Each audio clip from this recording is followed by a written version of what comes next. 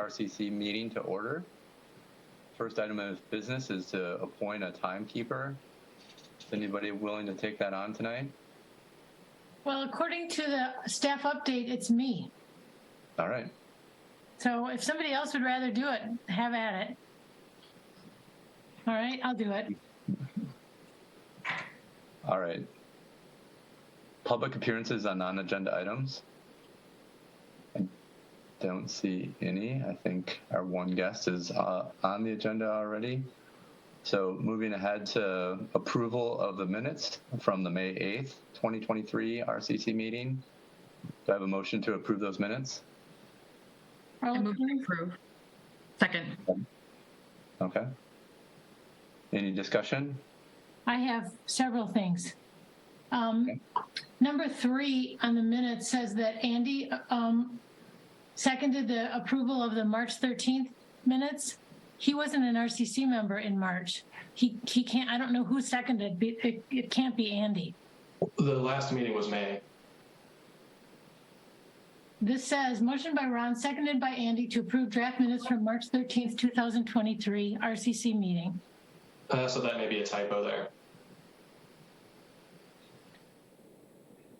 He was at the meeting though. He wasn't at the March meeting, but he was at the meeting too. He was at the May meeting, but we were. Oh, I see what you're. Oh, so he was at the May meeting, so he shouldn't have seconded those, but he was at that meeting. So, yeah, we'll just. Yeah, I think that's done. How do we fix that? I actually don't think that I think you can make a motion even if you weren't at the previous meeting. I know that informally we typically do that. I'm not sure that there's anything against. He wasn't a member. Yeah, he was appointed in April. But he wasn't in March. But the action took place in May. So you can't approve a minutes if you weren't in attendance. I think what Gabriella mentioned is typically it's customary that you wouldn't vote on those minutes if you weren't there, and you wouldn't move or second. But I don't know that it's actually forbidden. I don't think we've made any big faux pas. It'd be worth looking into just to double check. But yeah, we can look into that. The other item I have is on number 4. The resolution number 4C talking about the contract with Pale Blue Dot. I'd like more discussion under that item. I'd like it to include, we talked about why the staff selected Pale Blue Dot, and I'd like that to be included, along with my concern that the water management plan would be included, and your assurance, Phil, that it would be. And finally, that you said that the payment would be paid based on % completion of deliverables. All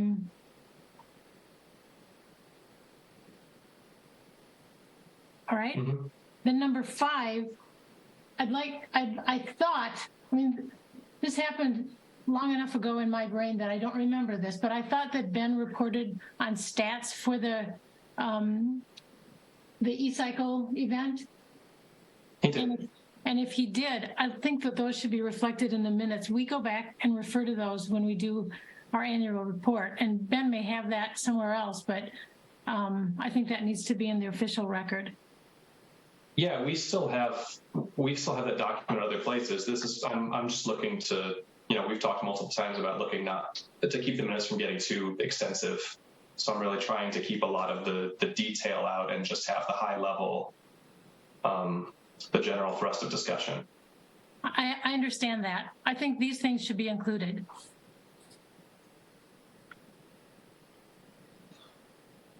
Any other comments? We'll take a look again. Yeah.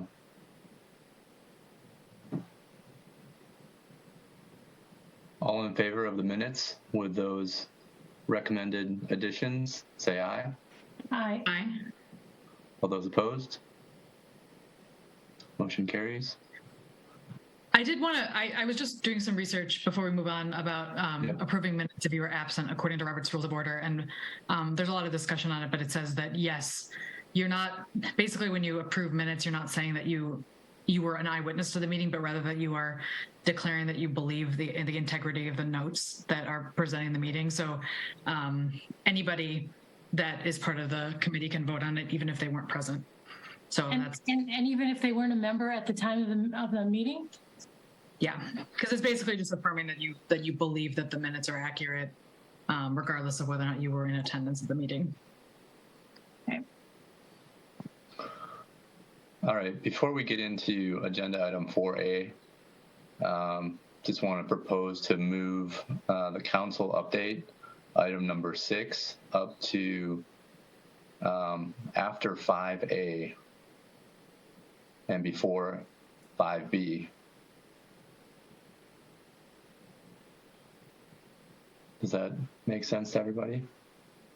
Yeah, I think we need a motion for that, Chris. I'll make the motion to update the agenda as laid out, to move this council update after the Paisley Farm update. I'll second that. Any additional discussion on that? All those in favor of moving the council update up in between 5A and 5B on today's agenda, say aye. Aye. Aye. All those opposed? All right, motion carries. So we will now jump into agenda item 4A.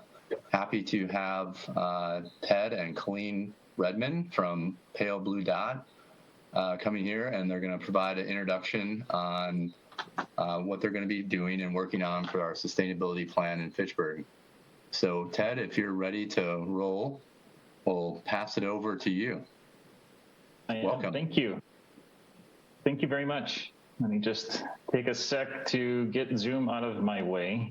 There. All right.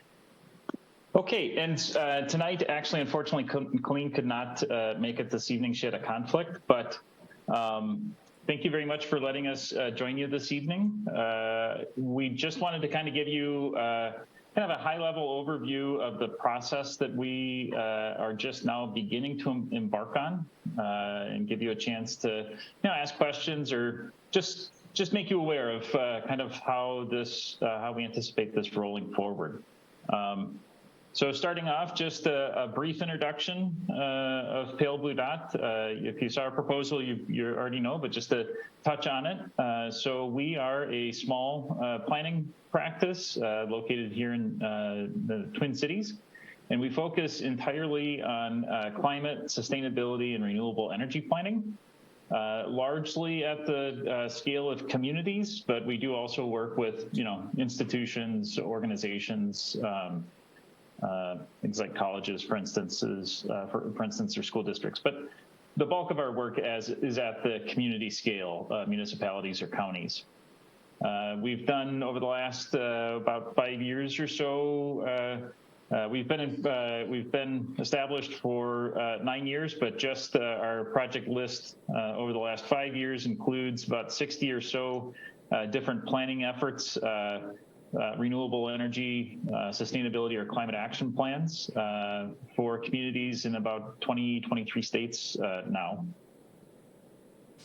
So, but the reason why we're here, of course, is the project. So kind of giving a quick overview of the project. Of course, the effort is to develop a sustainability plan, or sustainability action plan, as we've kind of called it. This is the initials turn into something.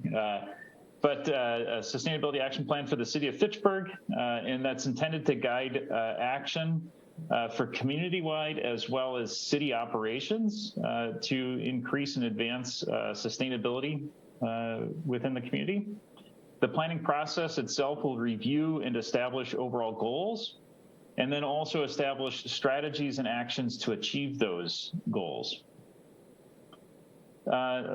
Relative to the planning process, I always like to start off with kind of our observations of the characteristics of what we think makes successful sustainability plans. And that is that in our observations, they're usually grounded in data and science. They leverage broad stakeholder wisdom. They recognize community needs, and they have components to help transition into action. It's in fact one of the most challenging things to take a plan that then has some action items and transition into, okay, how do we organize ourselves to do those actions, especially in broad planning efforts like this. And so our observations around that sort of establish how we approach projects like this. It kind of forms the backbone of our project approach, which starts off with existing condition documentation, then collaborative planning.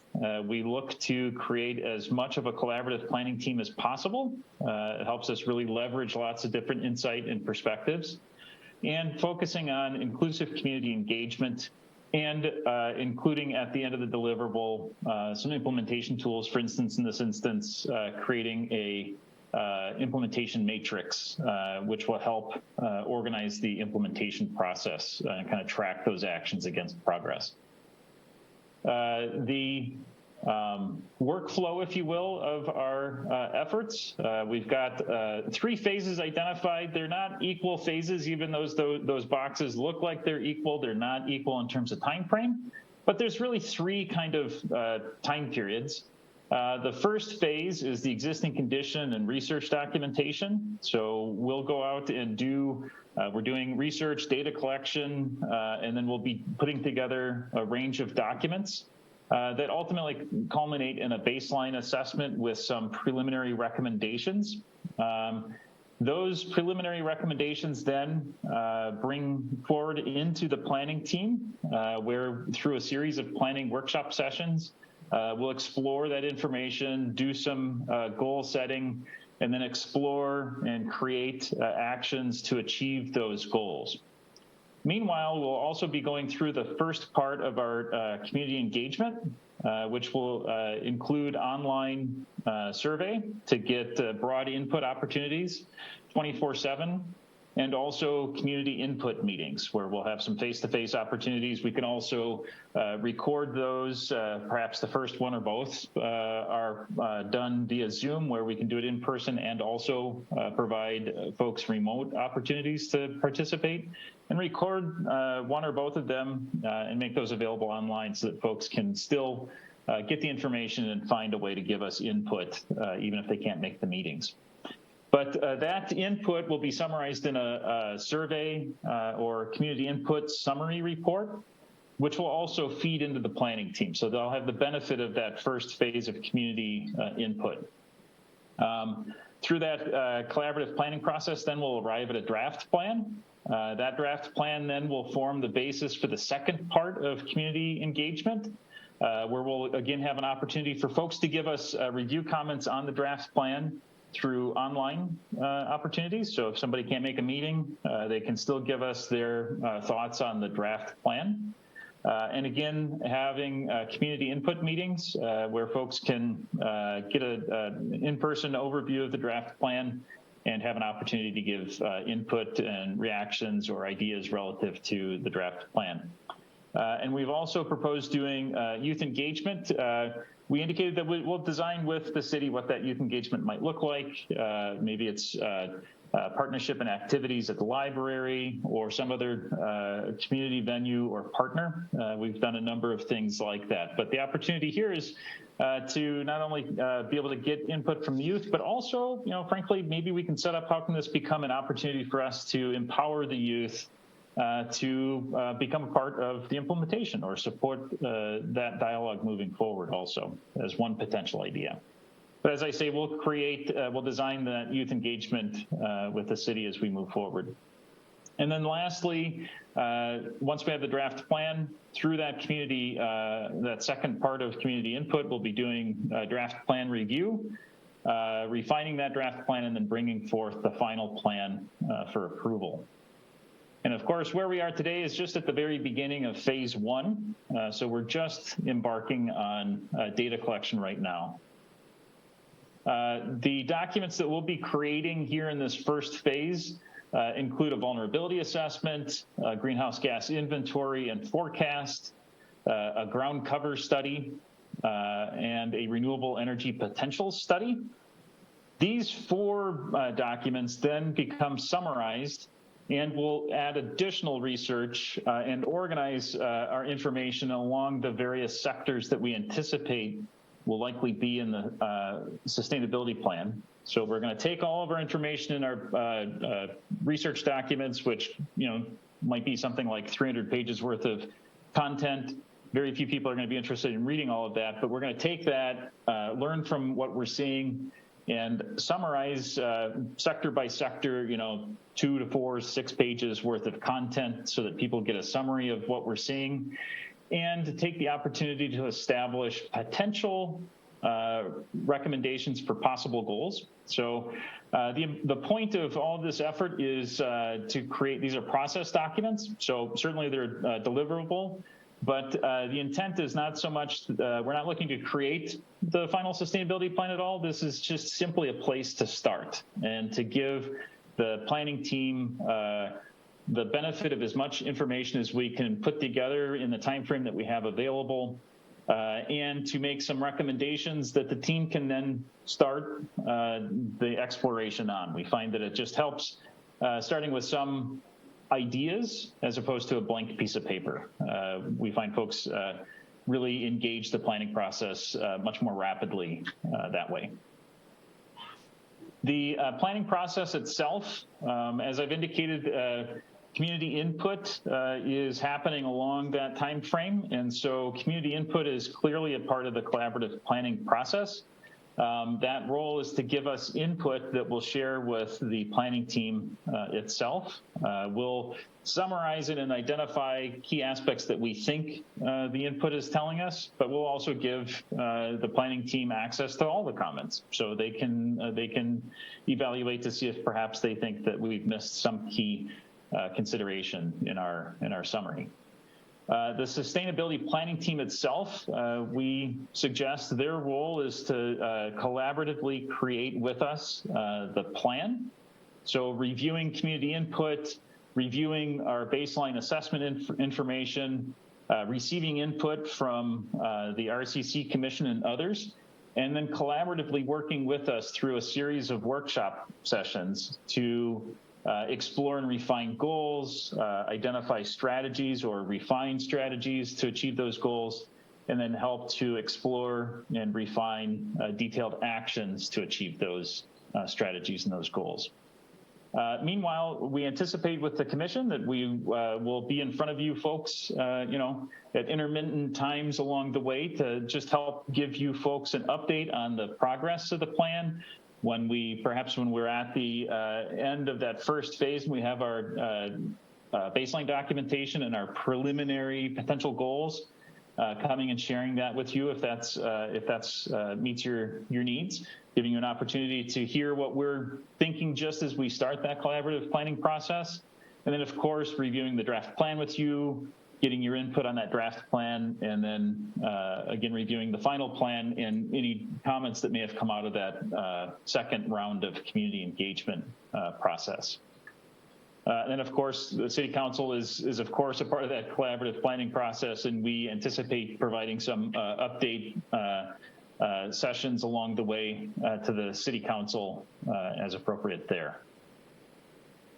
For the sustainability planning team, we've suggested that we think having as broad of a planning team as possible can really help create a robust plan, can also help us begin to feel out potential partnership opportunities or supporting roles that can help the city achieve the plan.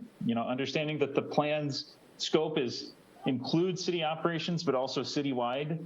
We find the idea of helping to identify partnerships and to create, a structure or begin that process of reaching out across boundaries beyond the city's operational walls can be very beneficial. So we've suggested that the planning team would include, of course, city staff, key city staff from different departments as appropriate, commission representatives, and we've kind of put in there that there could be a representative 2 or 3 from a number of commissions. Clearly, of course, RCC commission, but also Bicycle Committee, Community and Economic Development, et cetera.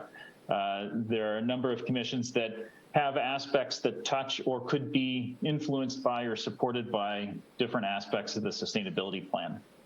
We also suggest that the city consider including community members, general resident representatives, as well as business community representatives can be very beneficial, both in terms of getting broad input and thoughts and ideas from different representatives and different perspectives, and also, frankly, just kind of helping feel out how what the temperature of the community might be by certain actions. And honestly, we also find that community representatives can really give a lot of benefit in terms of helping to identify potential partners or implementation resources.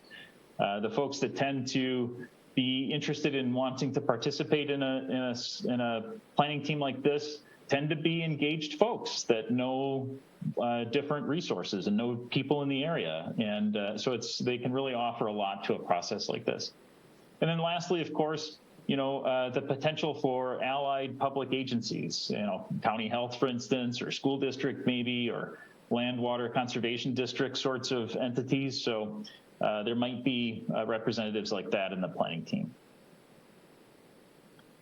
Our schedule, so we're kicking off, we just kicked off, I guess it was a couple weeks ago, 2 weeks ago, and we are now in the existing condition documentation and assessment, as I've indicated. That'll take us through the summer. We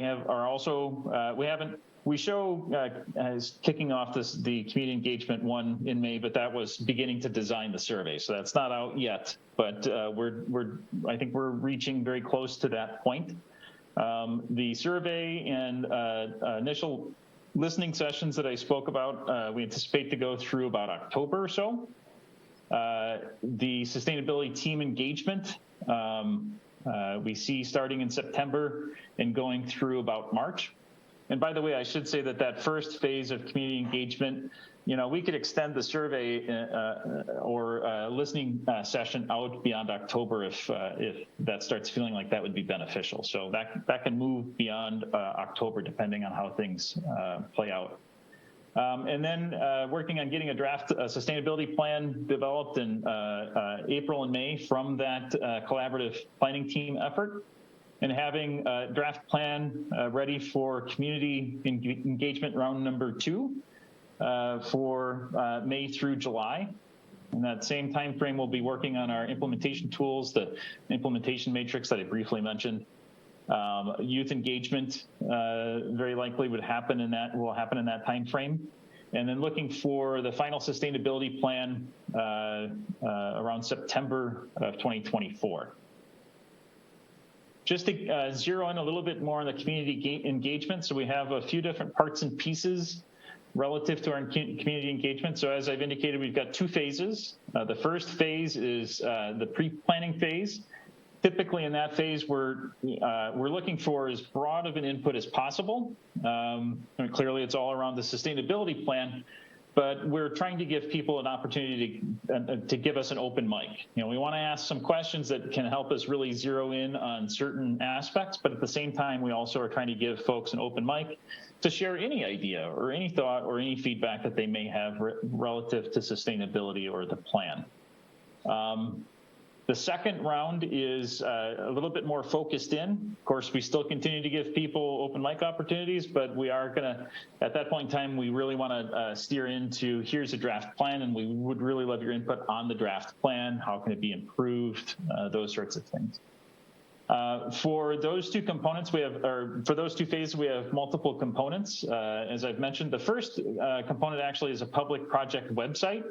So it's just a landing page with accessibility to the documents that we'll be producing along the way, links to this online survey, other feedback opportunities as they become available can all happen on that public project website. So giving a place that people can be trained to go to just kind of follow along and know that whatever input opportunity is available at that point in time will be available there. Supporting that, of course, is the online survey that I mentioned. And again, we do anticipate that in both phases. The nature of the survey changes, of course. The second one is all about, here's the draft plan. We'd love your input. Community engagement meetings. Our proposal had 2 broad community engagement meetings for each of those phases. And then as we kicked off the project, we also are suggesting that we can provide support for pop-up event presence. So some materials, banner, that sort of thing that could attend any kind of engagement that has city staff presence at or city presence at, just to help promote the project, drive traffic to the online survey, and give people an opportunity to give input either in person or certainly through those web presence that I talked about. And then, as I mentioned, the youth engagement, which we see as a phase 2 opportunity, both to get input from youth and also to potentially set up for some implementation opportunities, or how might we promote long-term engagement potential there. The public website, we do have a starter of it up and running. That website, as I mentioned, will give access to the input survey, access to, we're suggesting, if again, the team structure that we mentioned, an application for folks that are interested in participating in the planning team. Infographics, we have some infographics now, but we'll have another, at least one more infographic relative to the GHG inventory, so that will be specific to the inventory that we have not yet done because we're still collecting data. Also, the baseline research documents, as we create those, we'll start populating into that plan. And then when we are at that right stage in time, the draft plan will also be there. So we have one URL, and it'll just it can track us as we move along with those different components. The first phase survey, we've got a draft of that, and we and Phil have been kind of refining that, and actually just as of today have a few comments that we're continuing to refine for that survey. But as I mentioned, the intent of this first survey is to be as broad as possible, looking for folks to give us their ideas on the sustainability plan, what their concerns are, what they're excited about, ideas that they have, interests that they have, ideas on actions, et cetera. And we'll have some specific questions to kind of gauge reactions to potential actions, just so that we can also kind of get a sense as to the kinds of things that might be well supported, or the kinds of things that maybe wouldn't have as much support as a plan may want to have. So starting to feel out community reactions to different things. Target audience is, of course, as many people as we can get from as diverse a background as possible. And that also will be available through, of course, the website. It's got its own landing page for the survey itself, but we link it from that one page, Fitchburg Sustainability, so that everything is accessible from one spot. To support getting the word out for the sustainability planning effort, as well as this initial survey, we've put together a media or a social media kit to just give some tools, parts and pieces to help support getting the word out. It includes flyers and banners that make people aware of what's going on, give them an indication of how they can participate, give them a URL and a QR code so that they can scan it and go straight to that page and have access to the survey and so forth. We've also put together draft newsletter content or email blast content that folks can pick up and use to get the word out. We've put together draft social media posts to get the word out there. And our intent here is that this social media kit we've provided to fill in the city, and of course the city can use that through the official city channels.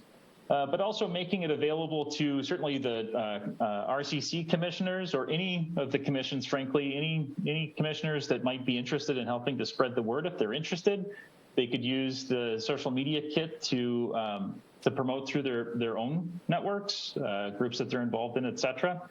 And the same with the planning team itself. As the planning team is formed, we'll provide that kit to the planning team as well, just trying to find as many avenues to get the word out as possible.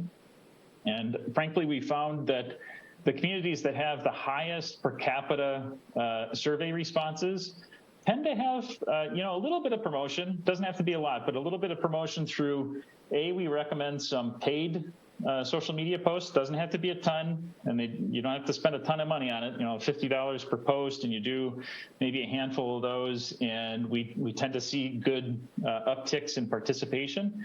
The second is if there's any opportunities for commissioners to just get the word out. We find that commissioners are usually people about town that are involved in different groups that know folks that have good networks, and people listen to them when they get an email from them or a notice. So we find those strategies can be very beneficial to get a lot of input and help people be aware of how they can share their ideas. So with that, I'll just I can be quiet and answer any questions that any of you have, or share anything else that you would like.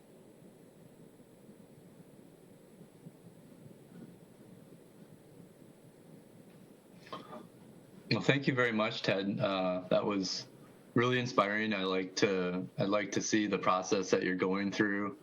I think it's a well laid out process, and I love all the angles that you're trying to get engagement from. So those are really encouraging to me.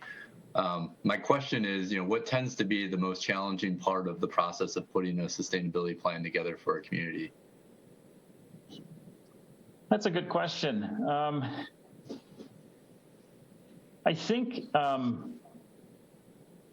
one of the biggest challenges with the planning effort, well, there's two, I think, challenges that are they're tag team twins in a way. The one challenge I did mention, which is the idea that, first of all, these are broad plans. It's much like a comprehensive plan. In fact, it really kind of is a comprehensive plan, but through the lens of sustainability. And what I mean by that is, a comprehensive plan has aspects for buildings and housing and transportation and health and safety and food and health and economy, all these things, right? And so we anticipate the same thing here, that sustainability is interwoven between all of these different aspects. So we anticipate touching each of these aspects. And so one challenge is the transition into implementation. You can just envision, as awesome as I already know Phil is, the poor guy can't do everything, right? You start thinking about, these interplays, these interactions between all these different aspects, both within city business as well as community-wide. It's broad. And so kind of thinking about, we try to always be thinking about how can the planning process help to start setting up for implementation, and transitioning into implementation is challenging for everybody. It is always challenging. I don't mean that negatively, just sort of in a preparatory way. And so kind of thinking through how can and we'll give some suggestions, as we kind of work with the team and kind of feel things out, we'll give some suggestions as to, well, if we were doing it, maybe this is kind of how we would, organize it, or here's some ideas. And so that is an important challenge that, we can address, but just kind of being aware of that, planning is awesome. The transition into doing it can be challenging. And so that's something to keep in mind. And the other aspect is that because it is so broad, a planning effort like this, that the actions that we will ultimately create, we want to make sure that they can help point to some specific things that can be done. But of course, we can't necessarily, many of those actions will point to, okay, here's an additional plan that needs to be done, or here's a committee that's going to have to be put together to, do an ordinance change or whatever, right? So that there's a number of sort of follow-on things that may come out of a sustainability plan. So kind of keeping that sort of organization in mind. And what we tend to try to do is have a mixture of actions, some of which are easy to pick up and do, and others of which will be very impactful, but may have a little bit of setup that needs to happen to get that going. Partners, identifying partnership resources, and getting together a group to actually implement an action. So, and those kind of overlap with each other. And so one of the aspects that we typically do with our collaborative planning teams as we near the end is one of our workshops is all about what are the potential resources partners, advocates in the community or who operate in the community who might be able to help implement some of these actions. And so we will frame a brainstorming around that specifically to try to help address both of those issues. You know, how can the setup be there to help move into the detailed actions, as well as, you know, moving into implementation in general, just kind of giving a little bit of a ramp for that. Thank you. Anybody else have any questions, comments? Just a quick comment. I'm really pleased. I actually met you back in Dubuque at the sustainability conference last year. So I was really pleased that you applied and that you've been selected. Really thrilled to have you. Appreciate the laying out of exactly how this is going to work and the timeline. Really looking forward to the community engagement aspect of this. I know there are a lot of individuals that are very engaged with this issue without an organized process like this. So I think I'm hopeful about the amount of engagement we're going to get. A couple of things. Is it possible to send out that slideshow to us or to somebody in the commission so that we could have that aside from just the video screenshots? Absolutely, yeah. Great. And you know, I can maybe make sure Phil has a copy of it, and then Phil can distribute if that's okay. That'd be fabulous. And then the other thing too is I just did want to let you know we have a very significant Spanish-speaking population in the city of Fitchburg, and I did notice with just paging through the website that you had a nice link to the survey in Spanish. But I don't know if it's possible to have a link on the main page, even if it's just a link to the Google translated version of the site. If you could.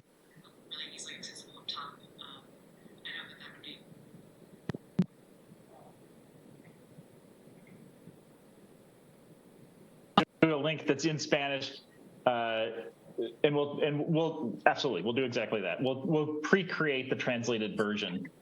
Yeah, we'd really appreciate that. I try to put out as much content translated as possible, and luckily those translators are really great nowadays that do it automatically. But yeah, really looking forward to working with you. Thank you.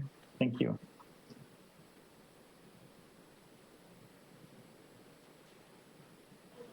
Yeah, I think I can speak for the Resource Conservation Commission. Having been a longstanding member, we started this process back in 2012, where we wanted the city to get a sustainability plan. So it took a while, and the people, it started with an internship for a sustainability position, and that grew to a part-time staff position to a full-time staff position.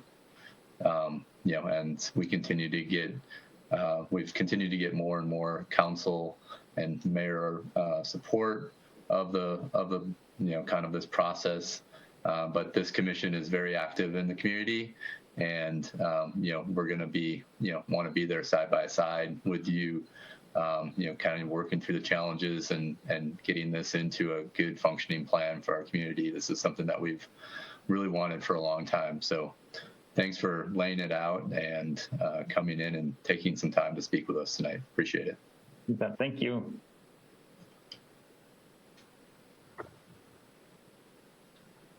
All right, any other questions? Otherwise, we'll let Ted get on with his evening.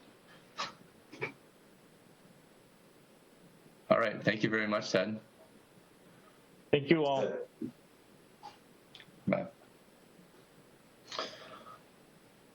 Moving on to Resolution R-109-23, approving the 2023 to 2026 ecological services for West Lacey Road Stormwater Facilities contract. Do we have a motion to approve this resolution? I make that motion. Do we have a second? Second. All right. Any discussion? Ben, do you want to lay out a couple details before we take a vote? Yeah, so this is kind of tied in with the whole Lacey Road reconstruction project. Essentially, they have, I don't know, 4 different, I guess you'd call them 4 new stormwater facilities associated with the project. 3 of which will be under contract. Well, assuming this passes, this contract would provide the ecological services for those facilities. So that includes native seeding, installation of plant plugs, and goose protection, as well as 4 years of maintenance, which will include a prescribed burn, probably in year 3 or 4. So the reason that this is not included in the Lacey Road contract is just the city wanted to get more control over the contractor who is going to be performing this work. If you have it in the contract or a stipulation in the contract that it has to be whoever's doing this ecological work has to have these certifications or this many years of experience doing the type of work, that route works perfectly fine too, but then you're just paying the contractor, a markup. So this way you just kind of get out of that. But yeah, that's kind of the general picture of the contract here. Anybody have any questions or comments for Ben before we vote? One question for Ben. Is this coming from the stormwater utility fees, or is this part of the debt finance project as a whole? Yeah. Let me just take a peek at the pre-approval here. Most of it is from, let's see, TID 9. Oh, okay. Yeah. So, perfect. TID 9. It's all from 409 TID 9. Yep. Thanks. Any other questions or comments?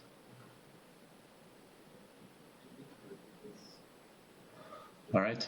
All those in favor of approving resolution R10923, say aye. Aye. Aye. Any opposed? All right. Resolution R10923 is approved. Thank you, Ben. Moving on to agenda item 4C, planning the 2024 RCC operating budget. Ben, do you want to discuss this? Yeah, so I did include in the packet just the budget worksheets from previous years. I was just looking, I don't think we've even spent the money available that we've got this year. So guess we got to spend some dollars here in the next 6 months. Shouldn't be a problem. I'm sure we can do that. But with that, let's see if I got the figures right in front of me. I want to say, so out of the stormwater budget, there's $300 for general sustainability /RCC events. I was thinking actually, maybe some of this fund could be used for like a pop-up event, like kind of Ted was talking about, maybe at one of concerts at McKee Park or some event where there's already going to be a bunch of people there. If we want to promote some things, there's some money, but outside of that, so there's another 150 for speakers, films, another 150 for food. And then in the refuse and recycling budget, there's another $300. So got about $900. I don't know. We could ask for more.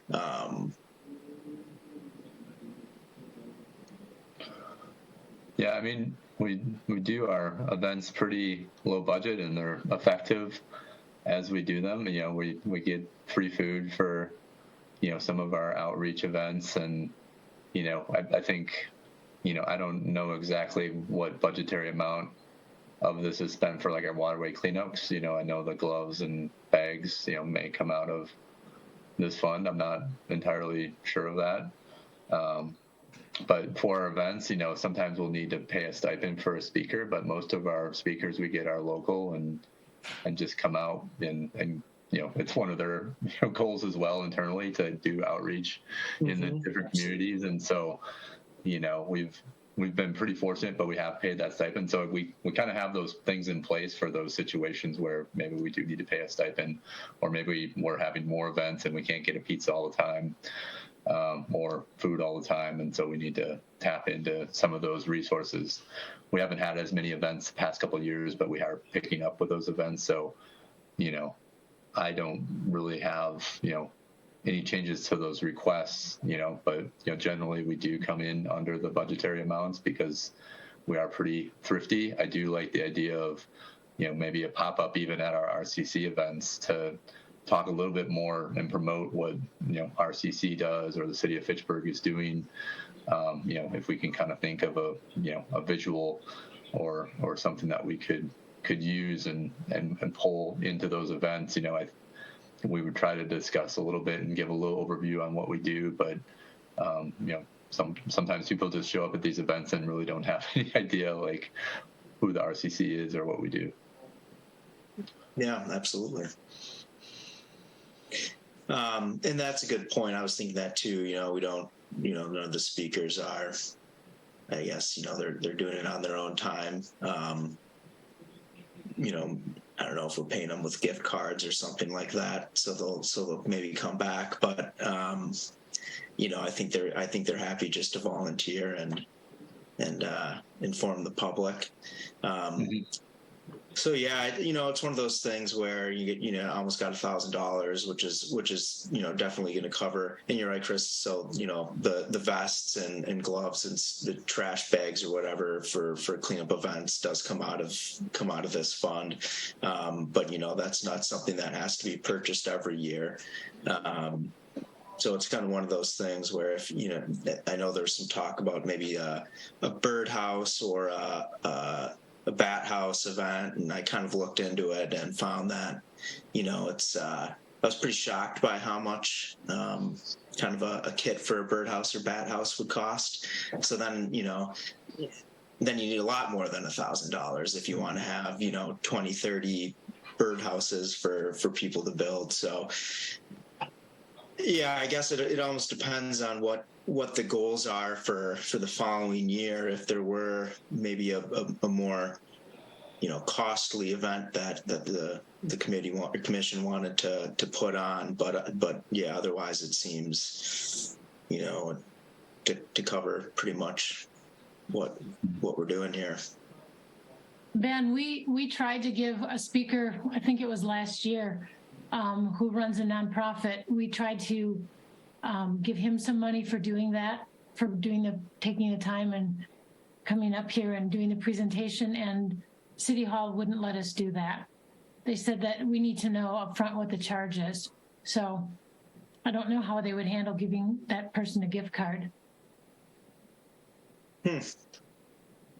Interesting. Yeah, I that's news to me. I would think that'd be fine. Well, we obviously did too.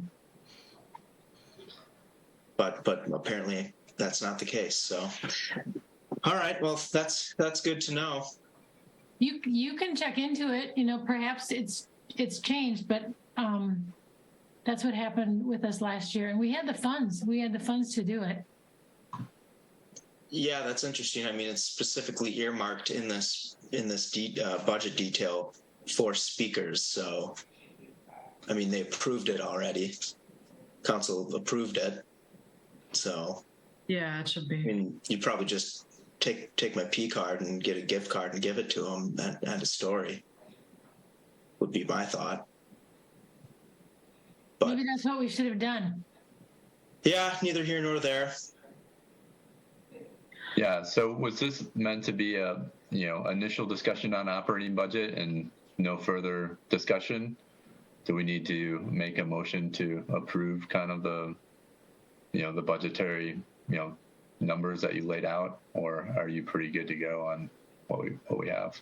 Yeah, I can keep it the same if that's what the feeling is, that's sufficient. The only thing I had a question about is that the line items are very specific, 150 for speakers events, speakers and films, 150 for food, which like if we wanted to do some sort of special event where a very particular item was more expensive, is there any value in making those categories a little more generic for the event so that we have some flexibility in terms of what it can be spent on? Because like if we get free pizza or the pizza only costs $50, it'd be great to be able to use that $100 for another aspect of the event. I guess my question is, I don't know if Misty wants that specificity in terms of the difference between food and speakers, or if we can just make a more generic. Yeah, I mean, I think it would make sense if we could just to have our, RCC operating costs one line item. But yeah, I mean, I think that's probably a good question for Misty that I'll have to chat with her about. Yeah, and I don't know, maybe it's all in the same account, so I don't know if it's that just because it lays that. I imagine that those are somewhat estimates, especially at something at that small of a scale for the city. Mm-hmm. It's just good to know if we can reallocate some of that money to something that's like other than food. And it might be. Misty told us we tried to spend money on food, I don't know, maybe 4 or 5 years ago, and she told us if we want money for food, it needs to be specifically set out as food in our budget.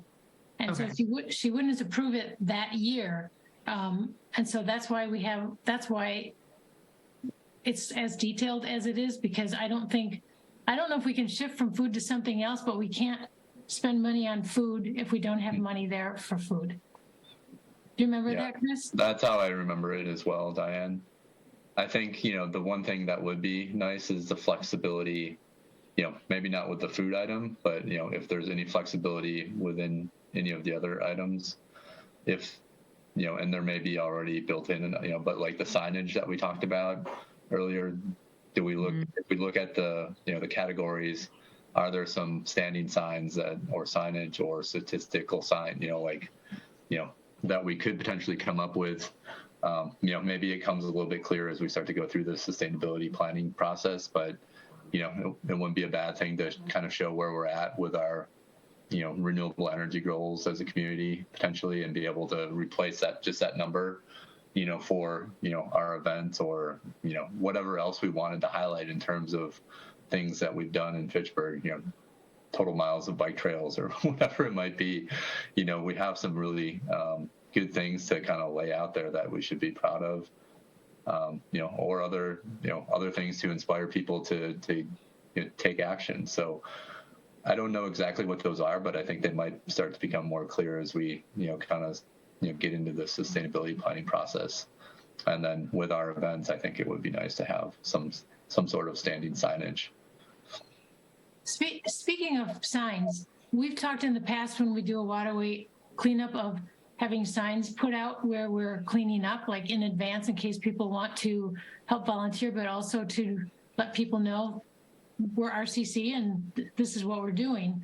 And we had that one year, and we haven't had it since. I don't know if those signs are sitting around City Hall somewhere, but it would be nice. And these don't have to be fancy signs, but it would be nice just to bring some awareness to that event. Also, as I recall, Ben, I think we lost one of our idling reduction signs. So can we get that replaced? How many were there originally? I know there's 2 now. There were 3 floaters. Okay, so we're missing one. Yeah, I don't see why not. I don't think those are a big cost. It would also be nice to have a sign at the drop-off site, maybe somewhere near the receptacles, and that doesn't have to be necessarily movable. Maybe that could be on a fence or something, but it would be nice to do that. Yeah, we could certainly do that. If I remember correctly, those how are the signs? I mean, do we need just 3 signs? They're maybe looking a little. Oh, do you mean new sign replacement signs? Yeah, I can't remember. Were they faded or not? Am I thinking of some different? Are you talking about the metal signs that stand up in the middle of the drive? Those ones, I think the ones we have are fine. There's another one or 2 by the library. One's by the drop-off site, I think, and one's is on a post. So if you, I think that they should be fine. Okay. I'm thinking of something else then. All right, but yeah, we can certainly get another sign. Or maybe two, one for the drop-off site. Yeah, I'm thinking we get a bit, maybe like you said, kind of a bigger one for there that we can just put up on the fence or somewhere else. Yeah. Good. Thanks. So we're going to leave the operating budget request the same, no changes? Yeah, it sounds like the feeling is that it's sufficient. Maybe increase it a little bit, inflation and whatnot, but. Yeah, I think a little bit of an increase couldn't hurt, but also like maybe we could purchase some things. I don't know that we're going to hit that $900 budget.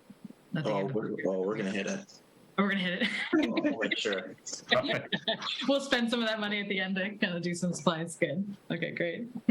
You're on the record for that one, Ben. Hey, just doing my job. All right. Moving on to agenda item 4D, so sustainability plan public outreach discussion. Phil, you're on point for this one. Yeah. So I meant to ask you, Ben, and I forgot to, if this was, if we just wanted to follow up on Ted's presentation and talk about areas of potential interest for the RCC in helping with outreach, or Yeah, I think so. Just kind of what we're envisioning, the RCC's level engagement Sure. with the process. So, yeah. So I guess this is a little bit of sort of open forum. I can kind of tell you what I'm thinking for outreach, and certainly I'm sure that y'all have more ideas beyond that. But some of this is gonna come out as we go along with the process and see. Obviously Ted knows how this has all gone before, having done it a number of different times, as he explained, and I'll have to feel some of that out as we go along. But of course, I plan to promote this with the Green E-News, with the Notify Me alerts. As soon as working with him on the survey and on the application for serving on that planning team, as soon as those are ready, putting those out on those venues. Internet's an easy one. Working with city staff on getting things published in the city's social media page is easy. And then I've talked with Ted about possibly, he mentioned some pop-up events. Obviously, Festa Italia is over, but things like that, other events that it's possible to put up tables and sit out and have information available for people are the sorts of things that we're thinking right now. And then printing out and posting flyers around town would be another really easy one that I know is really common for RCC events. Beyond that, there's, I'm sure, a lot of other ways to go about outreach. I'm just kind of curious for thoughts on that. I've got a number of other ideas, but don't just want to give a long monologue there. One thing. Go ahead, Gabriella. So one thing that I'm thinking is, I have had people ask me about updates on the sustainability plan, and I really like that Pale Blue Dot is going to be keeping those updates rolling on their landing page. But it could be good to have a sustainability plan landing page on Fitchburg that says, for the most recent updates, go here, just so if somebody's searching for sustainability plan on our website, they can easily find that to direct them to, and that way you don't have to worry about doing updates. We can just direct them to the website that we're paying to keep up to date for us. Yeah. I think it'd be good for there to be like an easy Googleable Fitchburg website page for it. Yeah. And I don't know, I haven't asked Ted about this yet. I don't know if Pale Blue Dot's page is going to linger for 6, 12, 24 months after the plan is completed. So having something on the city's website would also give a little bit more certainty that we know it can last. So links to the plan, links to any other relevant stuff that we want to stay beyond this 18-month process. So yeah, I can definitely do that. And then I think being at the events, the summer events, is great. I mean, the farmers market, I think, could be a good one too. And if we have like specific materials or like take the survey, like I'd be happy to help staff a table, and be part of that. So I think as long as we can figure out when we want to be places and what the specific thing we want to give away is, and maybe, I don't know, maybe there is some sort of specific giveaway that would be useful, but I agree that being at the events would be great. And certainly we can do that next year too, since that'll be some of the final engagement process will still be in the summer next year. So we'll have that lead time. Yeah, and the engagement will take different forms. Early on right now, it's going to be sharing links, QR codes, whatever, to the survey, the application, and some of this initial background, the infographics that Ted's already created. As they get some of the background data done, that data visualization will have links to. But right, as we get further into the plan and we have a little bit more information, a little more info gathered, and we're farther along in kind of deciding what we want this plan to look like, that gives us a different type of engagement. We're not necessarily, we get into February, March of next year, we're not looking for engagements on a planning team anymore, but there will be different updates to offer. And so that might call for a different type of sharing. Certainly if we get, once we get to tabling, I'll put out a call for assistance with that. I would imagine that RCC will be on my short list of folks to ask. May ask alders if they'd be interested in, I know you have a newsletter. I'm not sure if any others do, but if they'd be interested in sharing links through those channels, reach out to neighborhood navigators. Wasn't what I meant to say initially, but that would be fantastic. I was thinking neighborhood association contacts as well. Yeah, and the social media, that we do, kind of all the things we do before our events. I looked at from our e-bikes event, how everybody heard about the event, and literally every technique that we use, flyers, emails, social media, Facebook, the whole, gamut of word of mouth was even mentioned.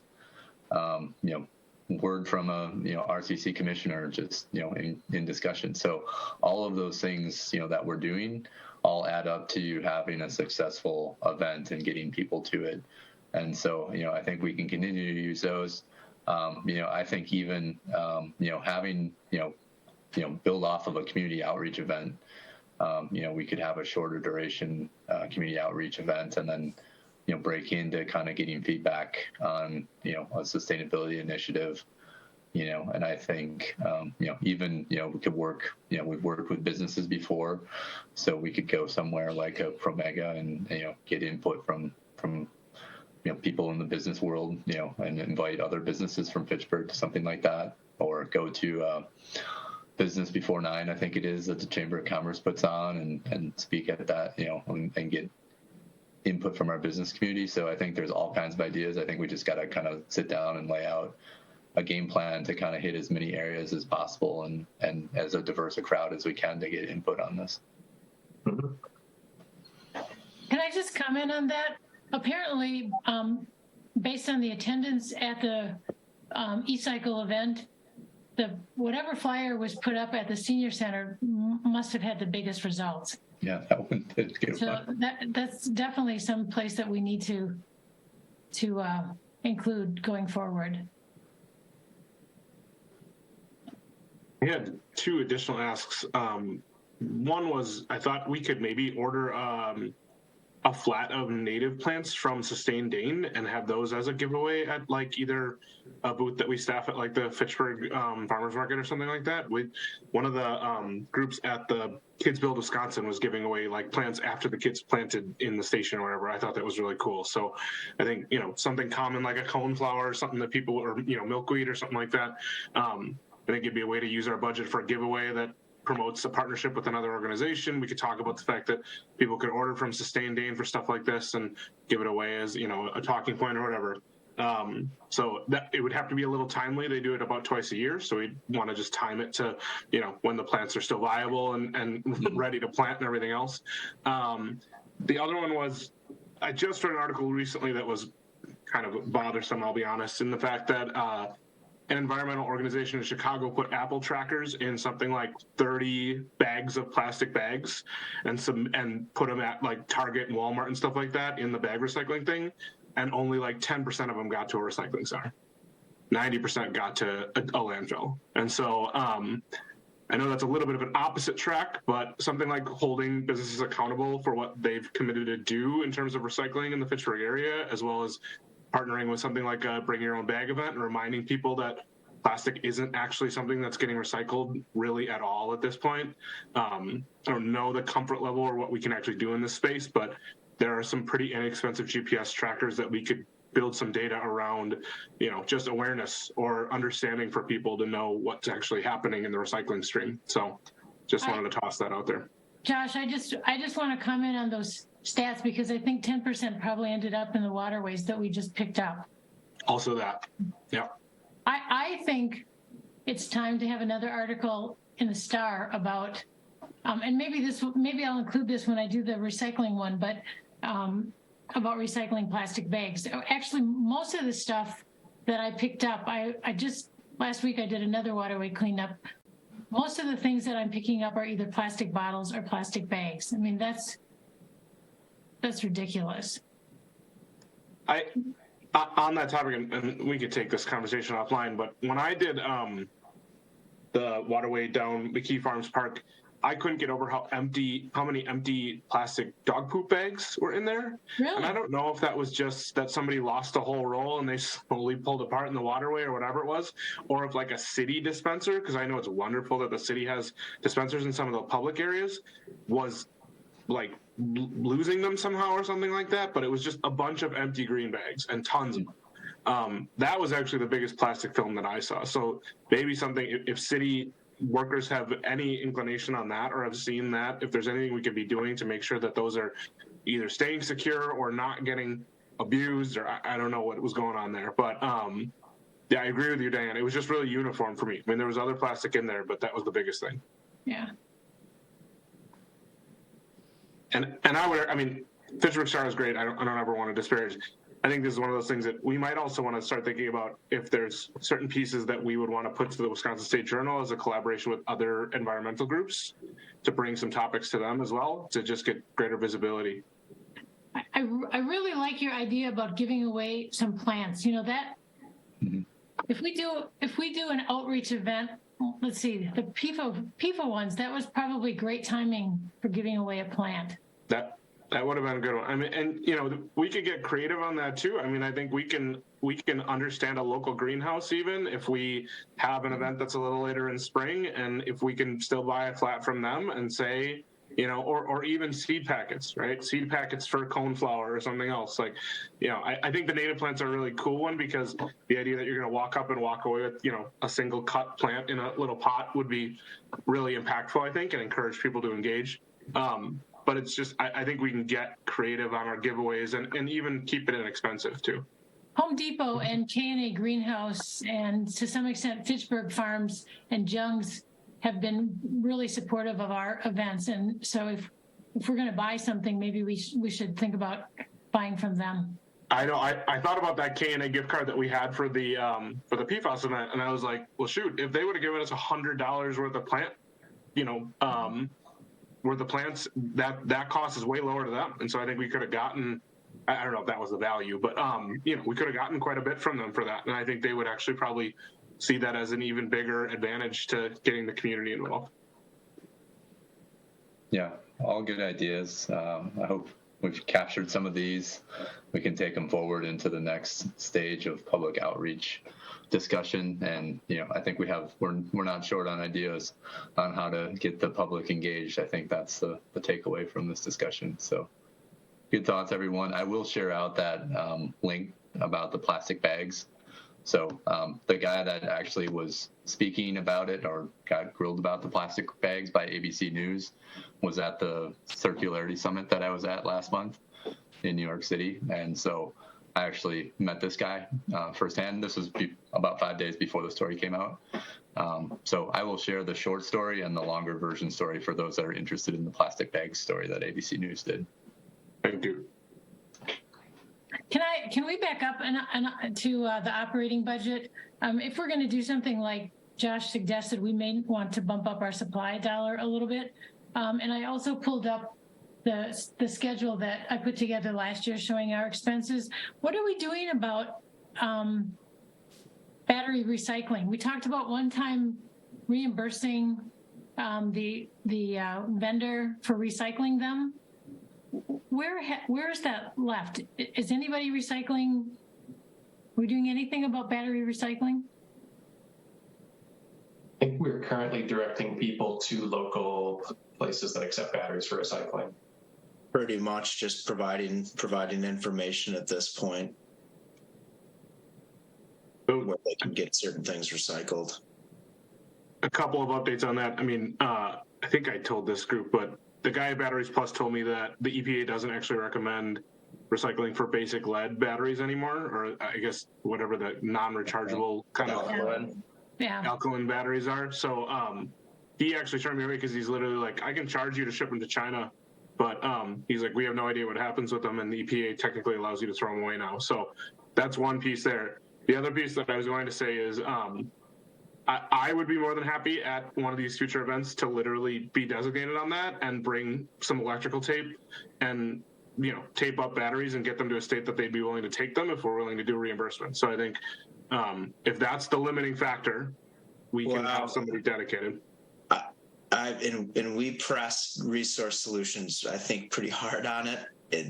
I don't know if there's anything we can do that they'll put batteries in one of their trucks and move it. I mean, it was a pretty firm no after a little bit of pestering. So maybe there's a different vendor that would, though. So yeah, something we can certainly look into. Maybe if there is, you know, a different vendor. You know, Cascades out there, they do the drop-off events. Maybe they take the batteries if they were taped up. Something we could find out. So the flat batteries, those are different from the non-rechargeable other batteries that the EPA says we don't need to recycle anymore. So who's accepting? What about the flat batteries? Any rechargeable, any like lithium ion batteries plus volts accepts for recycling. At a cost? Some technically, yes. They've never charged me, but I suppose it depends on who's working the shift that day. I think usually they'll charge you $1 or $2.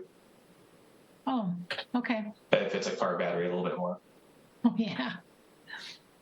So if we as a commission were willing to tape those up and transport them, and we had an agreement, and we called Batteries Plus ahead of time and said, we want to run a municipal event and we want to source for these, if they're willing to take them, are we able to offer that then?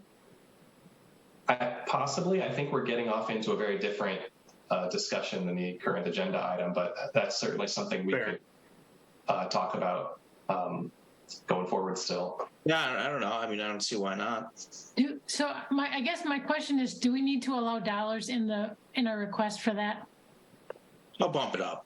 Or could that, or maybe we need to allow dollars anyway. Can that come out of our the money set aside for recycling? It still has to be a specific budget item?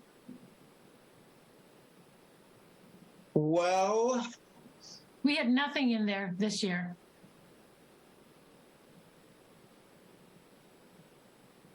Think about that, Ben. I don't think that may be something we have to look into. Yeah.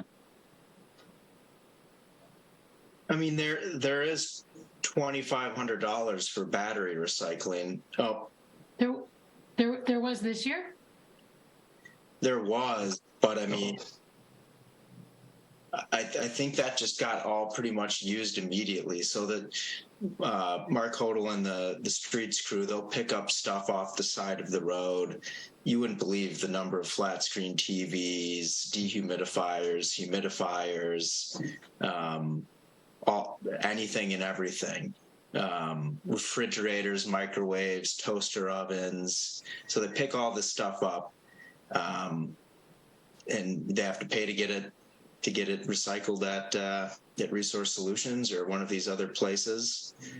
So there's kind of a big cost for all of this illegal dumping that goes on. And that's coming out of the dollars that we had for solid waste recycling? Well, it's coming out of the same it's coming out of the same account. This 213,604 or 290 account. Sorry to interrupt. I actually have to leave at 8, and I'm kind of on deck for the next 2 items, so I just wanted to flag that so we could maybe move on quick if we can. Yeah, we're running about 15 minutes behind right now, I think. No, we're not that far behind. We're not. Yeah, but we wanted to start right at 7:45 so Gabrielle could get through the two things. Do we have enough time to get through your council update, or do we need to move that ahead of? I think so. I just didn't want to. I just wanted to flag it because we're starting to run up again. All right. Just to wrap that up, we have kind of those final actions in our operating. I mean, I think we were talking about the sustainability plan discussion, but those notes on the operating budget, bump it up a little bit for the potential purchases, for the sustainability plan outreach events, and then look into the batteries a little bit more. We can have another discussion in another meeting. Do we finalize this in July then? Or is this now? No, we'll have another kick at the can. Okay. Thanks. Let's discuss again in July. All right, moving on to agenda item 5A, Paisley Farm water well update, Ben and Gabrielle. Yeah, so I mean, it seems that there's kind of been a tentative agreement between Groundswell and the city of Fitchburg to allow Groundswell to drill a well on their land at the location that they, would like it to be. Essentially, what it comes down to is that the city would have to revise the ordinance. I don't think there's a draft of this ordinance revision floating around yet, but essentially it would make an exception for agriculturally zoned parcels, which this Paisley Farm is zoned agricultural. So I don't know exactly what the timeline is. I know it's, as soon as possible is kind of the preference of Paisley Farm as we're kind of, getting into summer here. And it's been dry. Yeah. So. And I can add to that if that's okay, Ben. Yeah. Yeah. So I think the bottom line was that the ordinance was too burdensome. It was basically impossible for them to meet the standard. So, which is why the ordinance update is going to be required. And I think the key part is that they can't use it for potable water. So it's not supposed to be meant for drinking water. It's just agricultural. So that carve on the ordinance makes a lot of sense and fits their needs quite well. I'm going to get an update from Chad tomorrow, but my understanding is that if Groundswell gets back to them this week, the plan is to refer out that ordinance at the June 27th council meeting to go back to committees. And then we're actually not going to have our first July meeting. So that would come back July 25th would be the date it would come back at. So, and at this point, assuming that the referral process goes smoothly, I don't anticipate that there would be any issue with that passing council. So it looks like July 25th would be the earliest date that the final resolution with the ordinance update could happen. But has that update already been drafted? That is what I don't know yet, and I'm following Chad tomorrow about it. It doesn't have to be drafted. It doesn't have to be drafted right now because it just needs to be for that July. So that June 27th meeting that week prior. So we have a little bit of time before the final draft of the ordinance needs to be available. And they're checking with them to make sure that whatever the final ordinance is meets their needs, like matches their needs, so that we're making sure that we're working with them. So we're not going to update an ordinance that still precludes them from building a well. But yeah, so it's moving forward. And hopefully by the time we meet again in July, there'll be a solid deadline because everything will be referred out. Good. So actually they have access to water now. We just need to make sure they have access come October. Yeah, once they close down the hydrant. They don't really shut off the hydrant. Right. They still need the hydrant for fires and stuff, but shut off access, I should say. Yeah.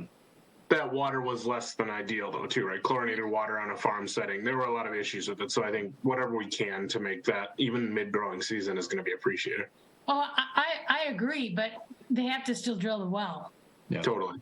And we do have confirmation that they have access to the hydrant. Like I know that's been an issue in the past. Yeah, they do. Okay. They've been using it. Well, thanks for continuing to work on that and push that one through. You know, I know that's important to them. You know, I know we wish we would have had the well, but, you know, I think we're taking the right steps to get this fixed for good instead of just making an exception or, like we're trying to fix the thing that caused the problem to begin with. So I appreciate that and appreciate, you guys sticking with it and getting it to the finish line. I'm sure Robert is appreciative and also groundswell as well. So thank you for continuing to push that one through. All right. And then we'll give you just a few minutes to do your council update. Yeah. So council update, several things.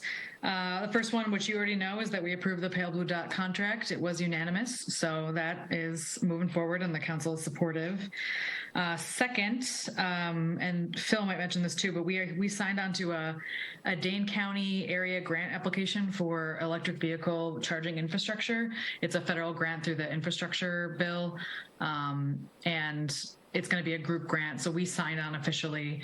There was a little bit of a hiccup at council, but it did end up making it through, and we are signed on to that letter and have committed to match the funding, because I think it's like an 80-20, 75-20 match if we do end up building EV infrastructure here in the city. So that's something that's coming, TBD.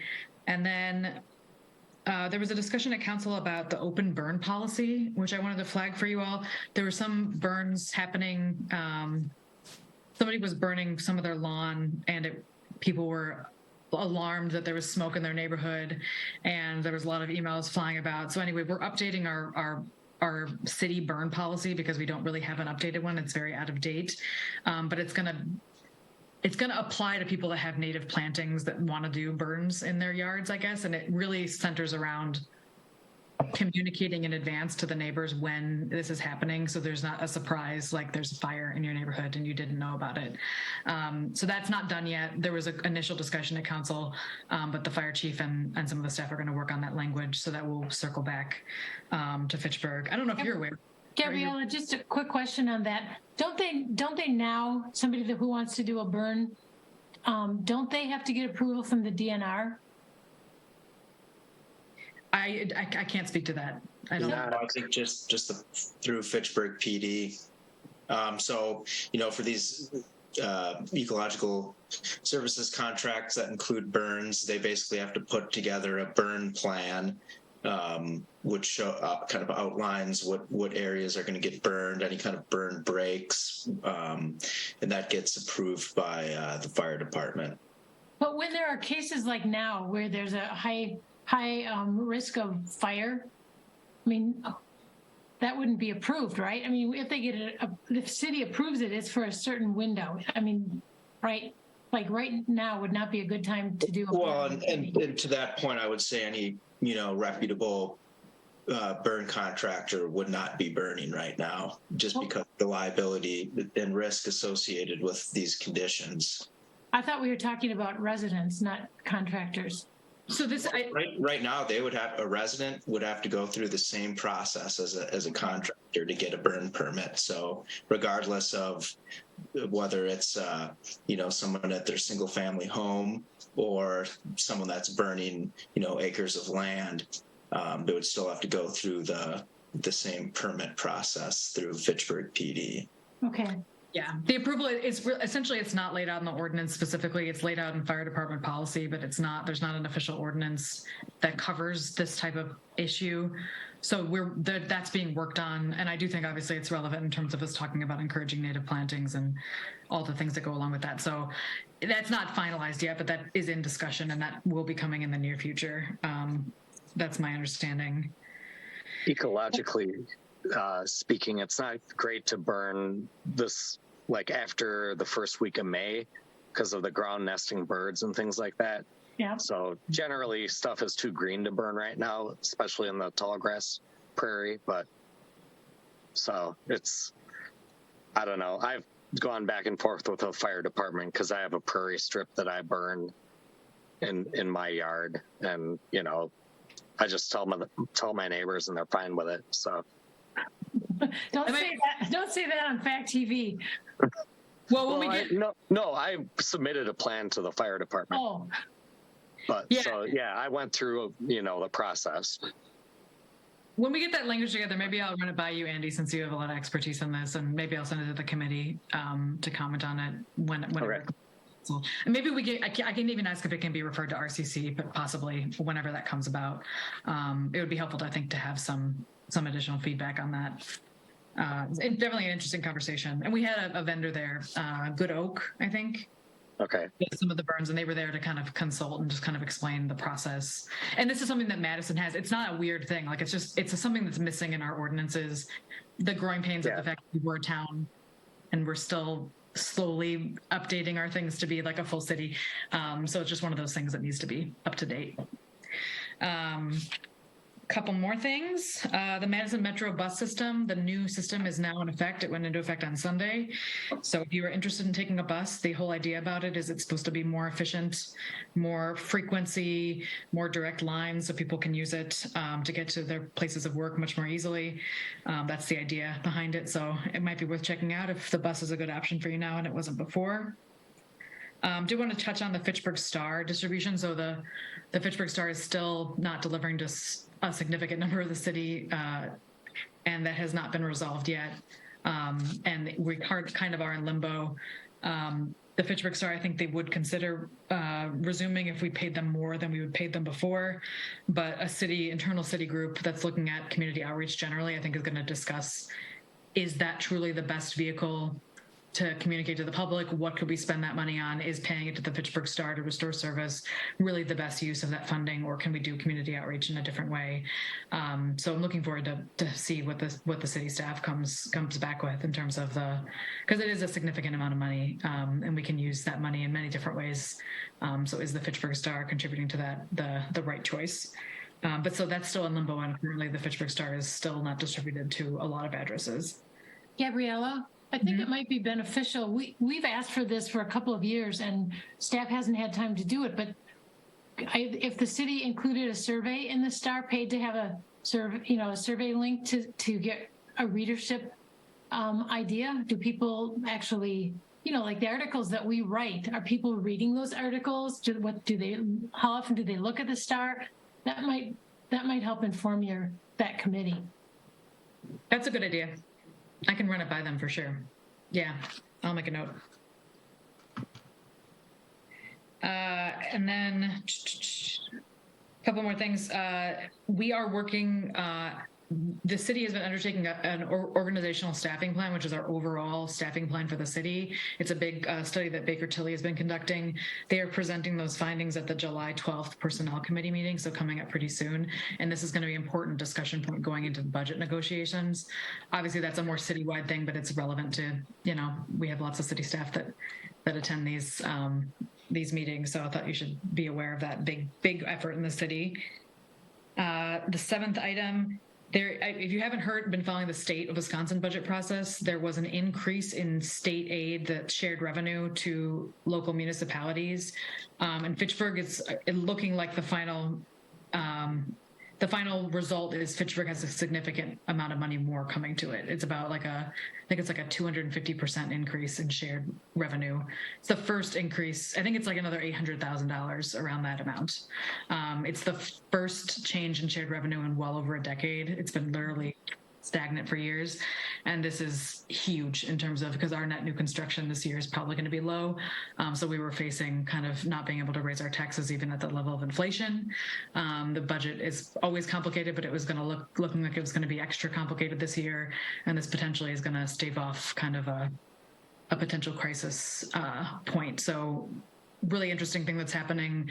I think I should have final numbers in the near future. Misty will provide those. So maybe at our next meeting or August, I can give you some more information about what that looks like. But it's very good news. And it's the first movement on that issue in many, many years. Mm-hmm. And then the last item, this capital improvement plan was released on Friday. And so you can find that on the website. The presentations to the Finance Committee. That's kind of where the staff goes through and talks through the different things that are in the plan. That is going to be on Wednesday evening at 6 p.m. And then that's kind of the kickoff of the public process. There will be amendments. I have to submit amendments to the finance director by July 5th. So from here, when it's released to when the amendments are due is a fairly fast process. So if you're eager to take a look, it might be a good thing to look through that. And so it's actually before our next meeting. I think our next meeting is July 10th. So anyway, I just wanted to flag that for y'all. If you want to keep an eye on the process, and feel free to reach out to me. We can talk about it too, one-on-one. And that's a very long update, but that is the last piece of the update from me. I just want to add, I don't know if anybody's had a chance to read the Fitchburg Star, but in this, I've never seen this before, but in the most recent issue, they do a really nice summary of what happened at the council meetings. Not the detail that you gave us, Gabriella, about the state aid and things, but nevertheless, a really nice summary. Awesome. Well, thank you very much, Gabriella. Have a good night. Great, I gotta run. To depart now.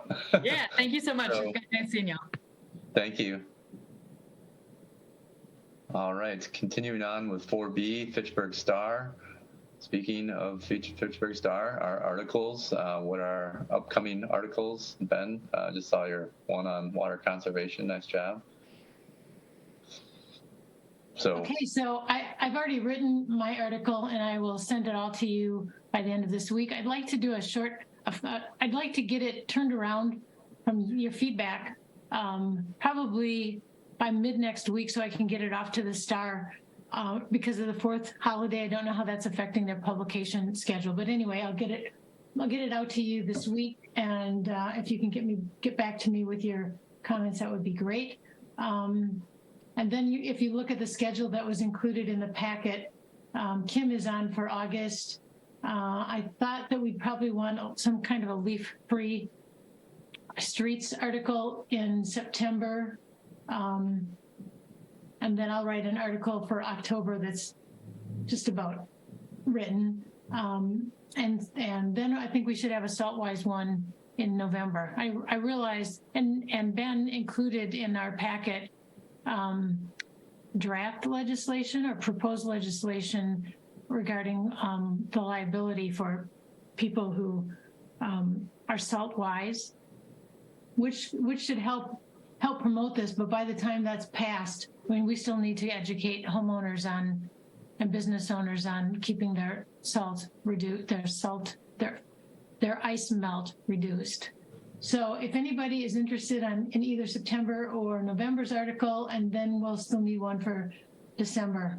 But anyway, I wanted to make sure also, Andy, I sent you the suggestions about writing Star articles. Did you receive that? I sent that shortly after the last meeting. Oh boy. I'd have to dig back and look. Well, if you didn't, please shoot me an email and I'll resend it, okay? Okay. Thanks. Next time. That's all I have. Any questions? Should I write a start article on the sustainability plan?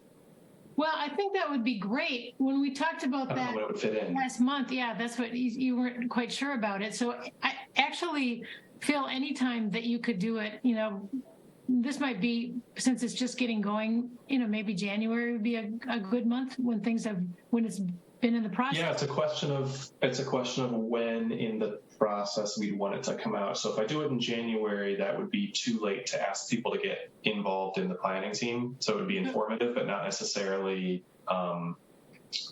If I don't know that there's time in the schedule to put it out before September, but that would then be a call for people to sign up. I could definitely do one for December or January. It would just have a little different thrust. Kind of here's what's going on and why. Yeah, that's what I was about to say. If you wait till January, it would be too late to call people to participate or to get people to participate in the survey. But it's up to you. You can always include a little blurb in the Star, outside of an article, just asking people to participate. I noticed there are a couple of things like that in this issue that the city must be paying for. Yeah, the city's still doing a few occasional blurbs in there, I think really limiting it, but I can also ask Lisa about getting something in there. Yeah.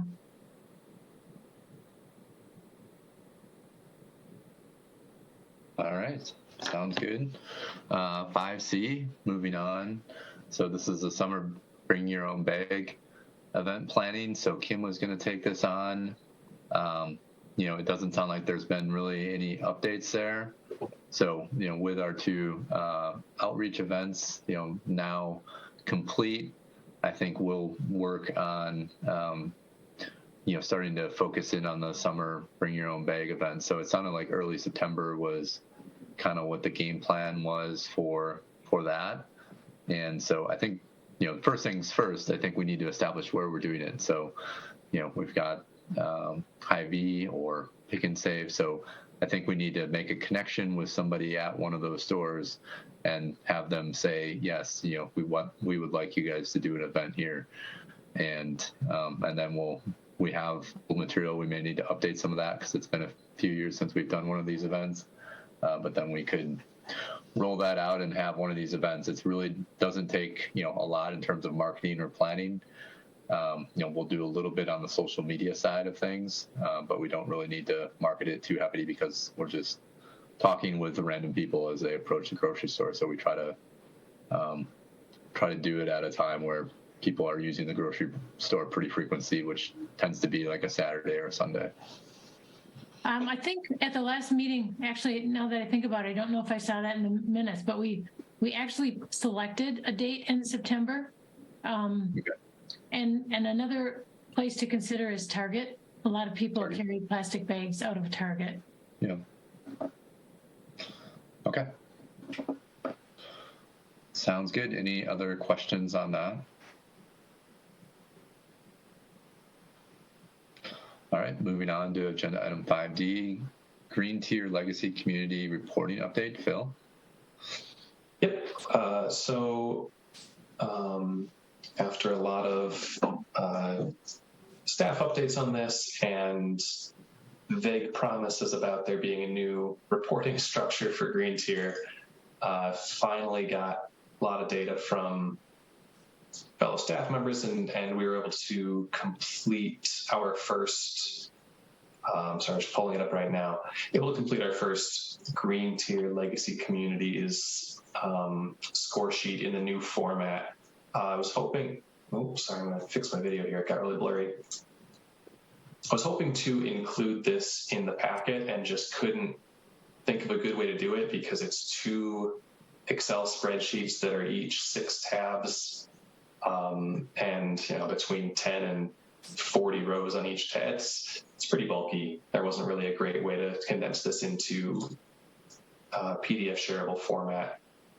But what I can at least do is pop it up here and just give a really quick run through of what's going on here. I don't know that we have the time or that it would be necessarily useful to go through all the detail in this. But essentially, there are two different spreadsheets that ended up getting filled out here. One is this high-level metrics. We sort of designed the reporting to be similar to something like a LEED or other certification system where you have high-level metrics and then there are a lot of different supporting actions that can lead into a number of those metrics. So, if you just look at this tab, energy and emissions reduction, what's our municipal use of renewable electricity at? Well, that's 41% for last year. I've got a few details on where that number comes from. And then if I go back into the supporting actions, this is just sort of a checklist for me that I can go through and say, all right, what are different actions that could be taken in the energy and emissions category, and which of the high-level metrics do those support? So having goals for emissions reduction or renewable numbers, that's something that can support that first energy and renewables, energy and emissions metric to increase, municipal use and so on down, community electricity, community gas use, government building figures. And eventually what we're going to get to is a point where all of these figures, we have several years of data stacked side by side in these columns so we can start to see a progression over time for each one of these high-level metrics. So the difficulty right now is that in previous years for the last decade or more, we've been using a different score sheet. And so you could see year after year, how has our score changed year to year, but it was just too arbitrary. Are you a Tree City, USA city? Great, you get 3 points for that. Why 3 points? I don't know, that's what we decided. If you have a polystyrene foam, a contract with your waste hauler, that's a set number of points, but there wasn't necessarily a rhyme or reason to where those points came from or which specific categories we worked on. So this was meant to be more comprehensive, but also a little bit more quantitatively sound. And then by doing it this way, this should make it easier for us to compare to similar municipalities, see where other cities may have some ideas that we could borrow from or vice versa. And then also hopefully use this for grant applications and other purposes down the road. But yeah, I got a whole bunch of data here on energy and emissions, transportation systems, land use, which also includes some natural resources questions, water quality and conservation, solid waste, and then health and equity. And all of these are broken down into, does this apply to everybody, just to the county or municipalities? There's another tab just for county level health and equity that I ignored. Is this considered a core metric, something that everybody should have access to and should be able to report on or not? And then just data and the narrative. Still have some notes in here on who I was going to ask about different items, so disregard that. I think just with that high level overview, I'm curious if there's anything in particular right off the bat anybody has questions about. And it's not something that you've had a chance to look at before or dig into. This isn't something that you have seen in the past. And this, I see a couple of you leaning in. So is this pretty small on your screens right now? Yeah. But if we, I mean, there's so much text in here, then you can only see one row at a time, but.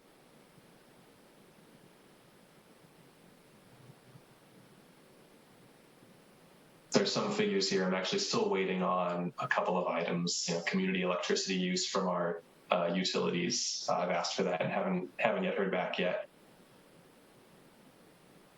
Unfortunately, because we're already doing a lot of energy reporting, a lot of this stuff was super easy to track down. It's just taking the same numbers and sort of reframing them into specifically what metric they're looking for. Phil, when will you be submitting this?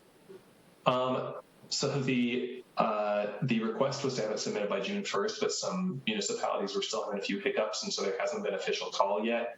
I'm waiting on a couple more pieces of data that I'm hoping will come in this week or maybe next, and at some point I'm just going to submit, and if I need to send an amended version later, I will. As far as I'm concerned, it's ready to submit now. And then for this year's, do you think you'll be using the same method, or? Yeah, this is going to be the method going forward. So this was right when I started with Fitchburg. Green Tier Legacy Communities created 2 different working groups. One was program improvement, try to figure out a way to make the Green Tier program more valuable to its municipal members. And the other one was, I think, fundraising and outreach. I was initially on both working groups, realized that was way too much of a commitment, so I backed out of the other one. So I've been focused with this program improvement work group, and we've spent the last 3 years really primarily focused on this score sheet. This is what we heard from most municipalities, that it seemed to be one of the central components to being a Green Tier Legacy community member. And a lot of municipalities weren't sure that they were understanding its purpose, that they weren't getting the value out of it that they hoped to.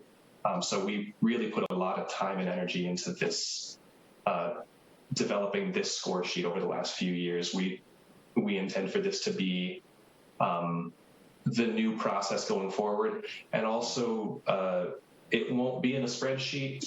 This is actually eventually going to be done on I believe on a SharePoint site. The DNR has staff that are working on getting this all into a format where it can be filled out and submitted online. And they just didn't have the time to get that done for this year. So we're doing a spreadsheet now that will get imported to the SharePoint, and then going forward, we'll always be able to access our score sheets online. So is this just sort of a picture in time? It's not, I mean, how would you can't compare this numerically to another community or even to ourselves for 3 years ago, right? So there are some places where we can compare to years ago. You know, if we look at some of the old score sheets, there are certain things in here that are comparable. Not a lot of them, but there definitely are some. A number of these are things that we track as a city, and so we could compare it to years past. But no, to a large degree, you're right that we're kind of starting fresh here with 2022. You know, you look, we get 10 years from now, you could have 10 columns of data, and you can see that progression. But right now, comparing 22 to 15 is difficult, and we knew that was going to be an issue with switching the format, but it just didn't make sense to wait because there was enough value in it for the member municipalities. So is the purpose of this to track within ourselves rather than compare with another municipality? Both and. So we definitely can compare to other municipalities, and that a lot of these figures we tried to normalize in a way that makes sense for comparison. So here, miles of bike infrastructure, it's not just the gross number of miles, it's actually miles of bikeways per centerline miles of motor vehicle roads. So in Fitchburg, we have, if you take the total number of motor vehicle lanes we've got, we have half that number just in bike lanes, which is a pretty significant investment in bike infrastructure, that for every 1 mile of vehicle driveways, roadways, we have a half a mile of bikeways. That's something that can be compared across municipalities. Miles of pedestrian infrastructure is tougher. A walk score is an easy one to compare. You know, with a lot of these energy figures, they're done on a per capita basis, and that's something that any community can compare across. Now, it doesn't necessarily make sense for us to compare our, you know, even therms per capita. We're normalizing this to per capita, but if you look at a McFarland against a Madison or Milwaukee, just because of the way that government buildings and government staff scale with a municipality's population, it still makes more sense to compare with like-sized municipalities. Yeah. But there is a comparison ability with all of these, yes.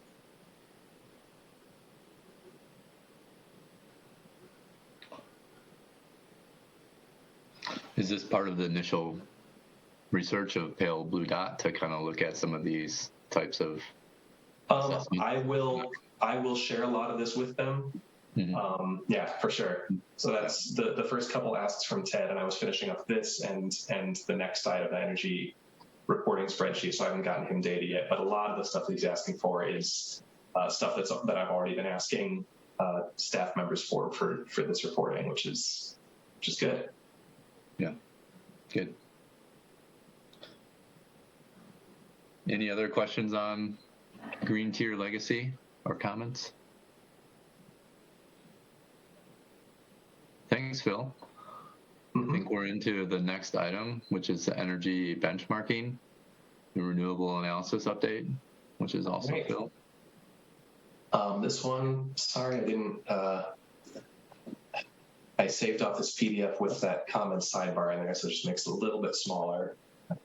Kind of forgot I had a few notes to myself in there, but another one that I've been promising for a bit. So for context, I think this would at least be new to Andy. I think everyone else is up to speed on this. For several years, we contracted out our annual energy benchmarking reporting to a company, a gentleman who worked for a company who basically worked as an energy consultant. And he would put hours in and he'd give us a report as an output. And it was great to be able to just farm that work out. But my background was in energy data, and I thought that was something that we could internalize, save the city a little bit of money, and also customize it a bit more to exactly what kind of output we want. So this is the first go at that after working with some UW grad student interns last year. It is, as you can see, 38 pages. It's a longer document than ultimately I want this to end up being. You know, when I go into the 2023 report, I'm going to make some adjustments.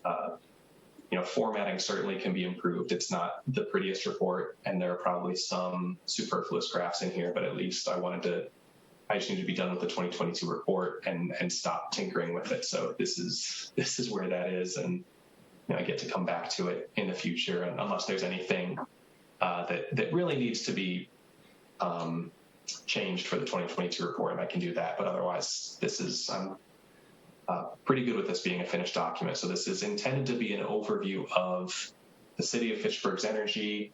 What do our individual building profiles look like? What do our buildings and operations and fleet, how do those break down? And then what does our renewable portfolio look like? What I didn't include in here yet, and this is probably something I still will do for 2022, is the future goals and recommendations. I have not yet filled that section out, but I think that would be a really nice section to include each year in the energy report, is what are still our wish list items to reduce our energy use and increase renewables, and what are other improvements we see being made. Again, 38 pages. I probably don't want to go through a detailed highlighting of this. But a couple things to point out if you didn't have a chance to look through this yet is I threw in this just kind of a general energy progress. For 2022, we got 41% of our municipal electricity from renewable sources. When I started in the fall of 2019, we were at, I think, 17%. So we've made a lot of progress in the last few years, which has been really fun to get to graph out in real time.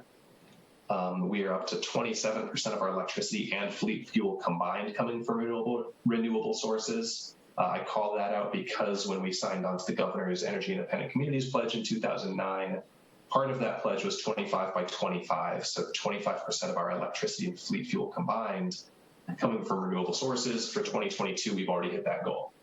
Our 2019 clean energy resolution, we had the goal of 25 municipal electricity, so kind of a little bit different phrasing, but we've hit both of those. Our goal is to get to a 30% decrease in municipal fossil fuel energy use. It's 30% per capita decrease in fossil fuel emissions by 2030. So that one, we're at 11% right now since 2018, a third of the way there with 8 years to go. So definitely some progress needs to be made on that front. And then just overall, a decrease in fossil fuel energy use. So even though overall city energy use has gone up as population has gone up, and so government services have increased, but our overall, largely thanks to renewable increasing, we've actually had an overall decrease in fossil fuel energy use as a city, which is pretty cool.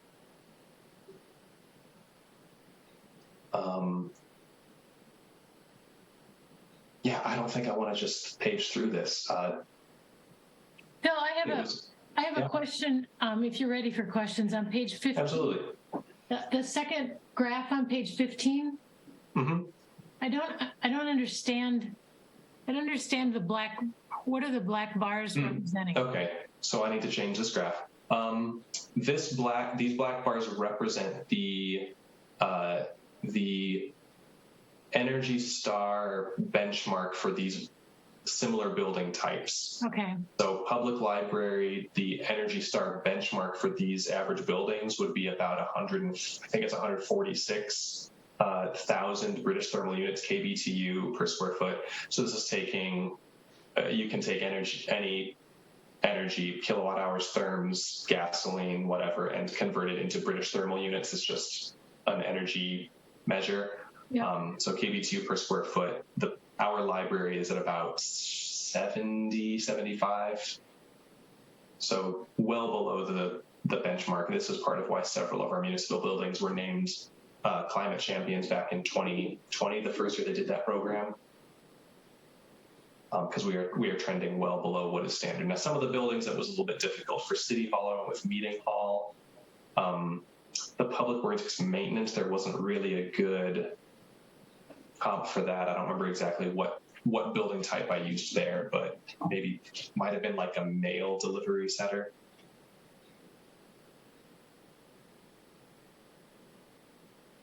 But yeah, I can definitely improve the labeling on that one.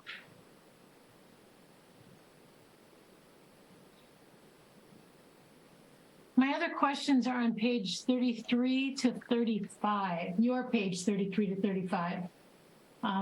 I think it starts on page 55 in the packet.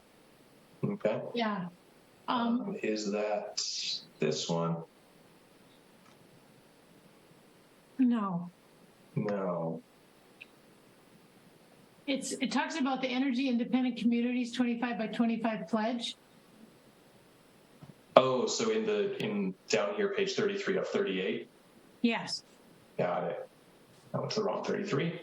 Do you want to discuss the partially complete and incomplete and what our plans are, or are you comfortable with where we are? So these are things that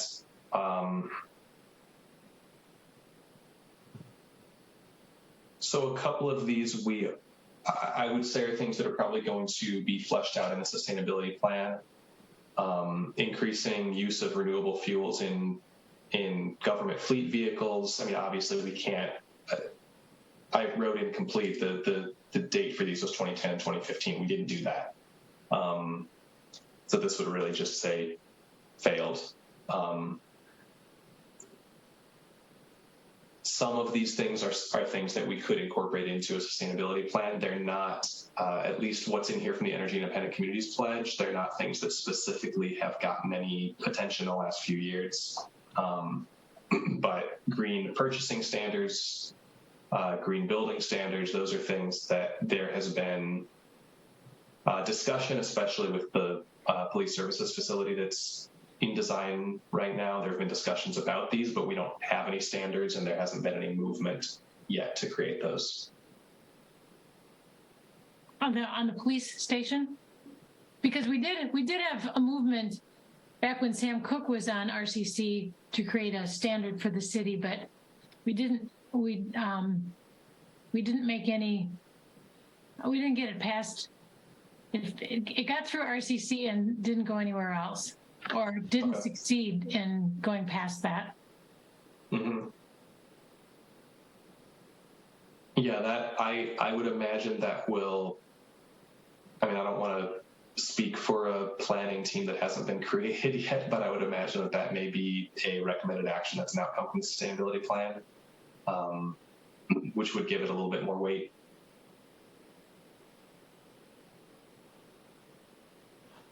But yeah, I would say right now we don't have any specific plans to address these 2-star EIC actions.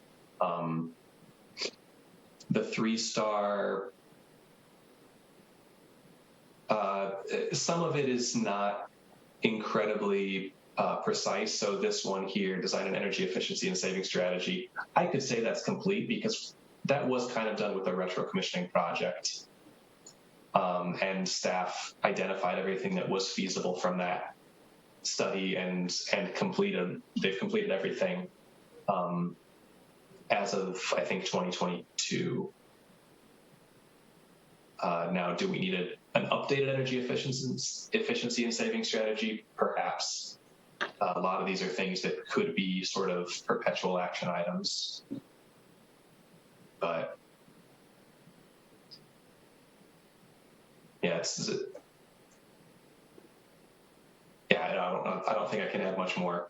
Okay. There's just some imprecision and some things that just haven't gotten action. Okay, thanks.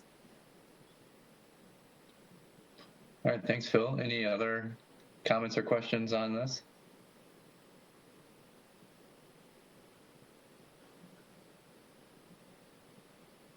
All right.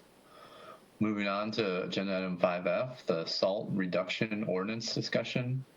Ben, you're on point for this one. Yeah. So, as far as the status of the ordinance that Diane and I kind of worked up, honestly, it's sitting on the shelf right now.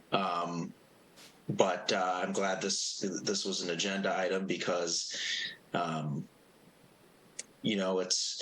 it's very early summer, so I think we can get this moving again, get a little bit of momentum, and hopefully get an ordinance to council to vote on before we see some snow.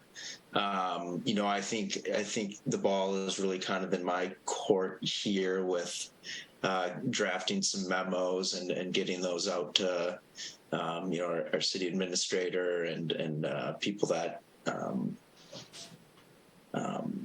have some interest in this. But eventually, I think it just we just got to get the ordinance drafted and get it on the agenda for council to vote on. I don't want to say I've been getting pushback, but I just think there's some questions I guess I need to answer. A lot of it is just around if it would create just kind of more work for staff, the building inspection staff.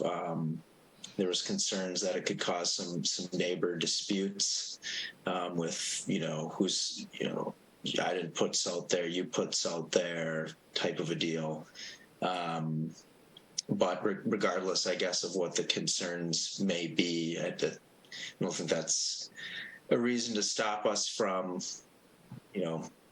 getting a final ordinance draft together and letting council make a decision one way or another.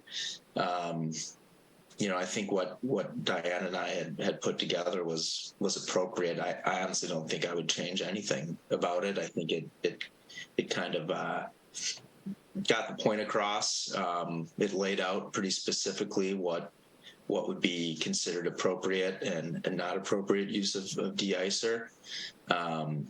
So just got to get it back moving, get some momentum on it again. I don't know if there's any questions as far as where it's at. Ben, can you maybe circulate to us what we already have finished? Sure. And we can refresh our memories. And here's my thought. I know that it seems like it's early summer, but if you look at how long it takes things to get from one to another, and then we have to assuming that this passes, we have to make the public aware of it. So we need some lead time there. So I think that if this is going to pass, it needs to be passed by September so we can start educating the public. And I think, I can't remember exactly. I mean, Madison put something in the paper and, this is kind of effective. And I think for us, at least for the first year, it's an education process. We warn people, we're not issuing citations unless people are just really, really off the wall. But we need to allow time to inform people that this is changing. People in businesses. I mean, so can we, is the next step for you to draft this in ordinance form or Honestly, I think so. Can we have that to review at our July meeting? Yeah, probably could shoot out a draft of it next week. I don't know if it takes too much effort to kind of get the language that we've already created, and it seems like it's mostly just a formatting thing more than anything else. So how about, well, honestly, probably even this week, how about when I shoot it out to you guys, I'll just put it in that ordinance form, the format that it would be in, and then can kind of take a look at it, get any kind of last minute feedback or comments, thoughts. Maybe there are some things we didn't think of that we would maybe want to include. So yeah, shouldn't be a problem. So then, do you want to discuss it in July, or do you want feedback before then, and you can go on to the next step, or how does that going to work? Well, it may be best to get the feedback even sooner. Just kind of like what you're saying, it is a process. It's not as easy as I wish and fast as I wish it would be. So I think if we could get some feedback before that July meeting and get something put together, and maybe I'll just discuss it as a staff update and okay. There. When you send it out, then would you give us a date that you'd like us to respond by, so that so you have time to get it in the next packet? Sure thing. Good, thank you. And then, kind of related, but I did want to point out this legislation that's passed through committees. It's just got to go through Assembly and the State Senate. But I really feel this is pretty critical legislation when it comes to reducing salt and other de-icers. Essentially, the Department of Agriculture, Trade, and Consumer Protection would create basically a registration program and a training program, certification program for these commercial applicators. They could get registered, go through probably something similar to the SaltWise training that is currently available. But once they've gone through that training and gotten formally registered by DATCAP, any private property owner that used their services would be protected from liability for like slip and fall events or things like that. So both the applicator and the property owner would be protected. And from what I understand, that's one of the biggest concerns that these property owners have. They just want, dump all the salt out on the sidewalk. They don't want to get sued for if someone slips and falls. So to them, just more salt is better.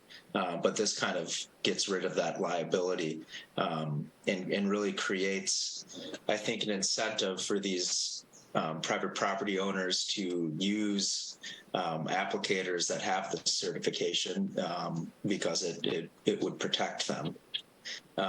So should have printed out a schedule. I'm not sure when it goes to Assembly or the State Senate, but feel free to get in touch or shoot an email out to your representative and let them know that you're supportive of this bill. I think it's pretty huge. I believe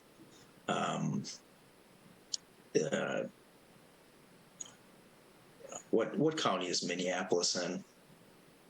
Hennepin? Hennepin County. I think Hennepin County has a program similar to this. And I believe I think it's been pretty successful.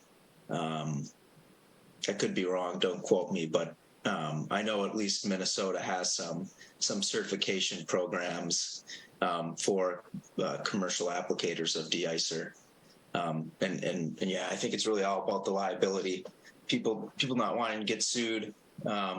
So yeah, I just wanted to bring that to everyone's attention. And I think if this does pass, that's another thing where, RCC could make sure that these businesses are aware that this is, the new law, and just make them, they'll at some point be a list of these commercial applicators that are certified, making sure that people know, this is an option.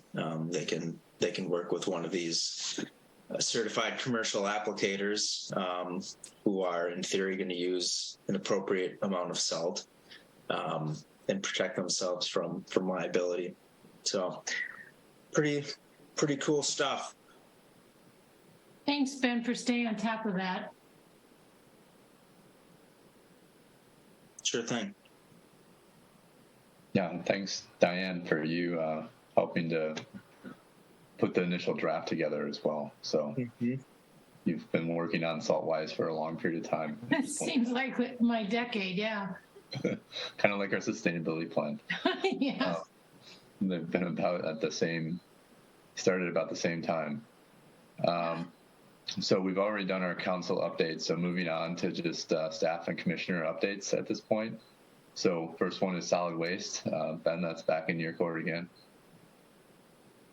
Yeah, no big updates on solid waste. I was just talking with Mark the other day about how things are going at the drop-off site. He said that illegal dumping, not illegal dumping in the ditches that I was talking about earlier. That seems to still be a problem, but illegal dumping at the drop-off site seems to be, somewhat under control. I know we've been sending out citations with the cameras. We can pick up the plates and cite people. So I think the word's kind of getting out.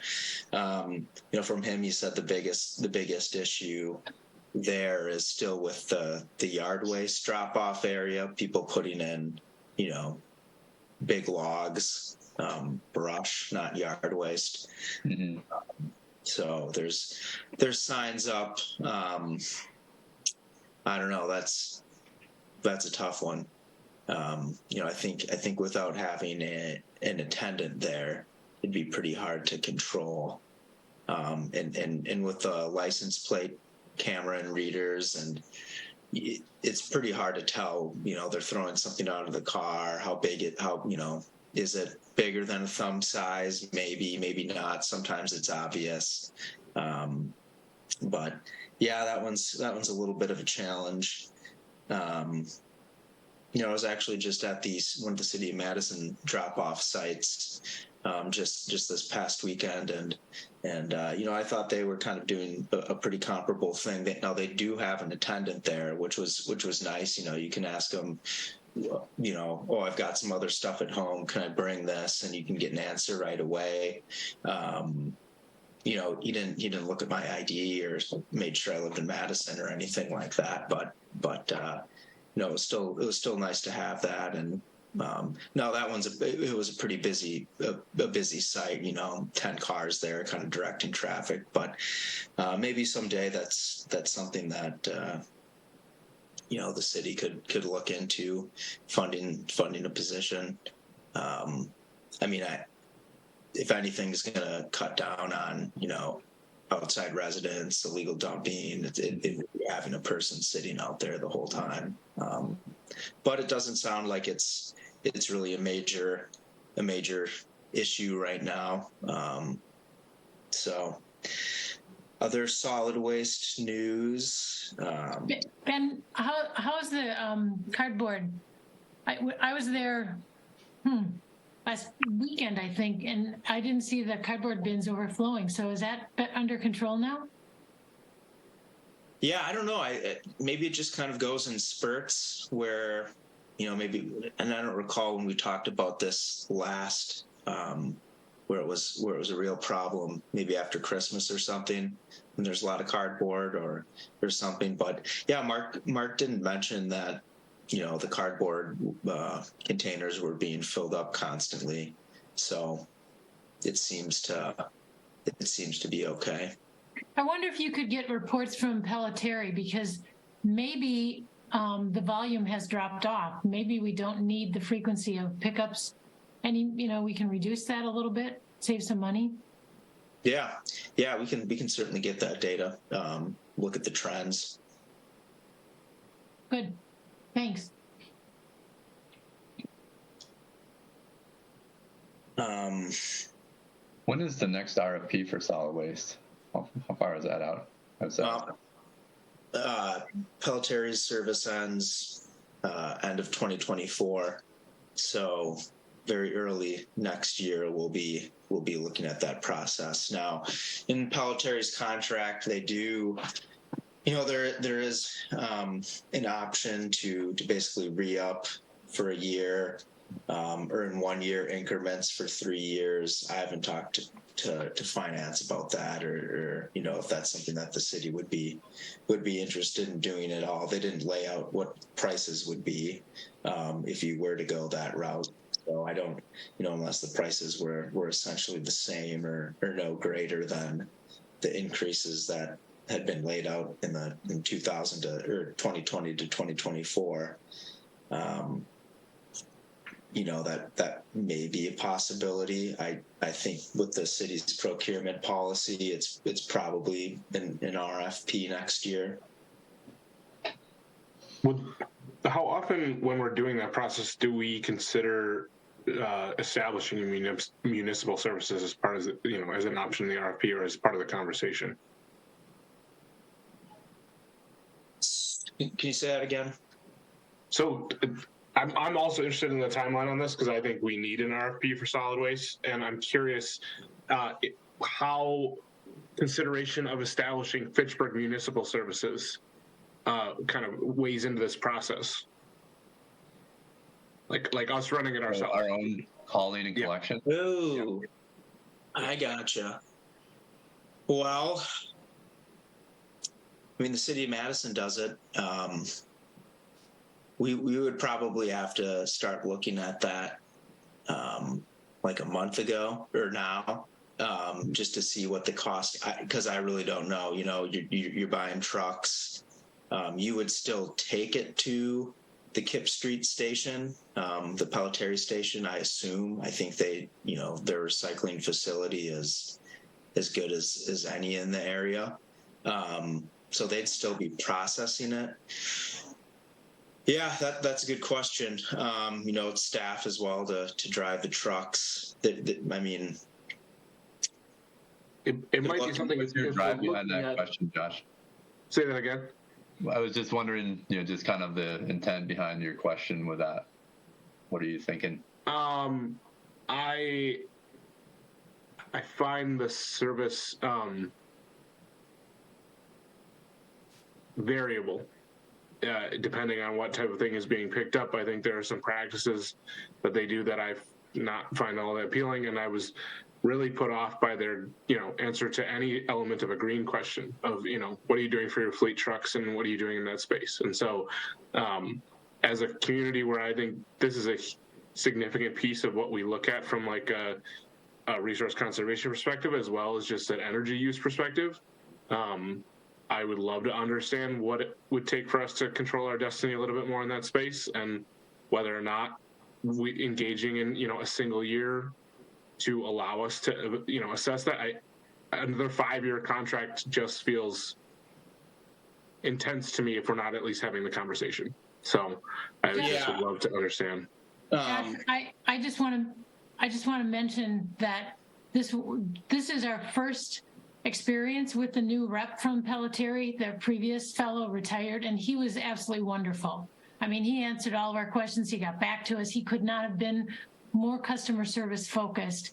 And my experience, since I've lived in Fitchburg, we've had Green Valley, we had waste management, and now Pelletary is heads and tails above their competitors. But if you're experiencing issues, I think that we need to send those and let Pelletary know about those.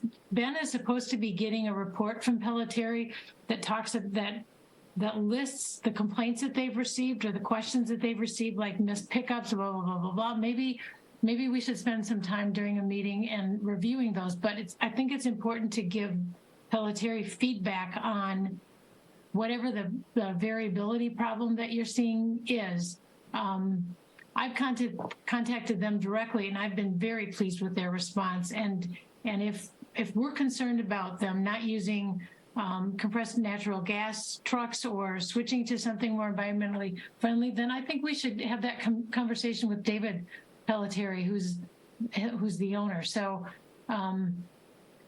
you know, maybe we do that outside of a meeting. Maybe we have a couple of us get together with him.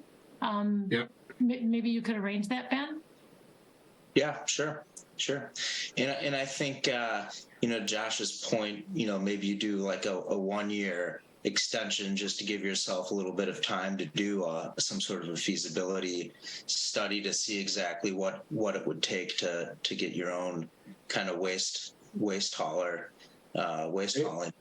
Well, and Dan, I appreciate that insight, because I don't want to be presumptuous about the other vendors out there. And so I think it's good to understand what historically it's been.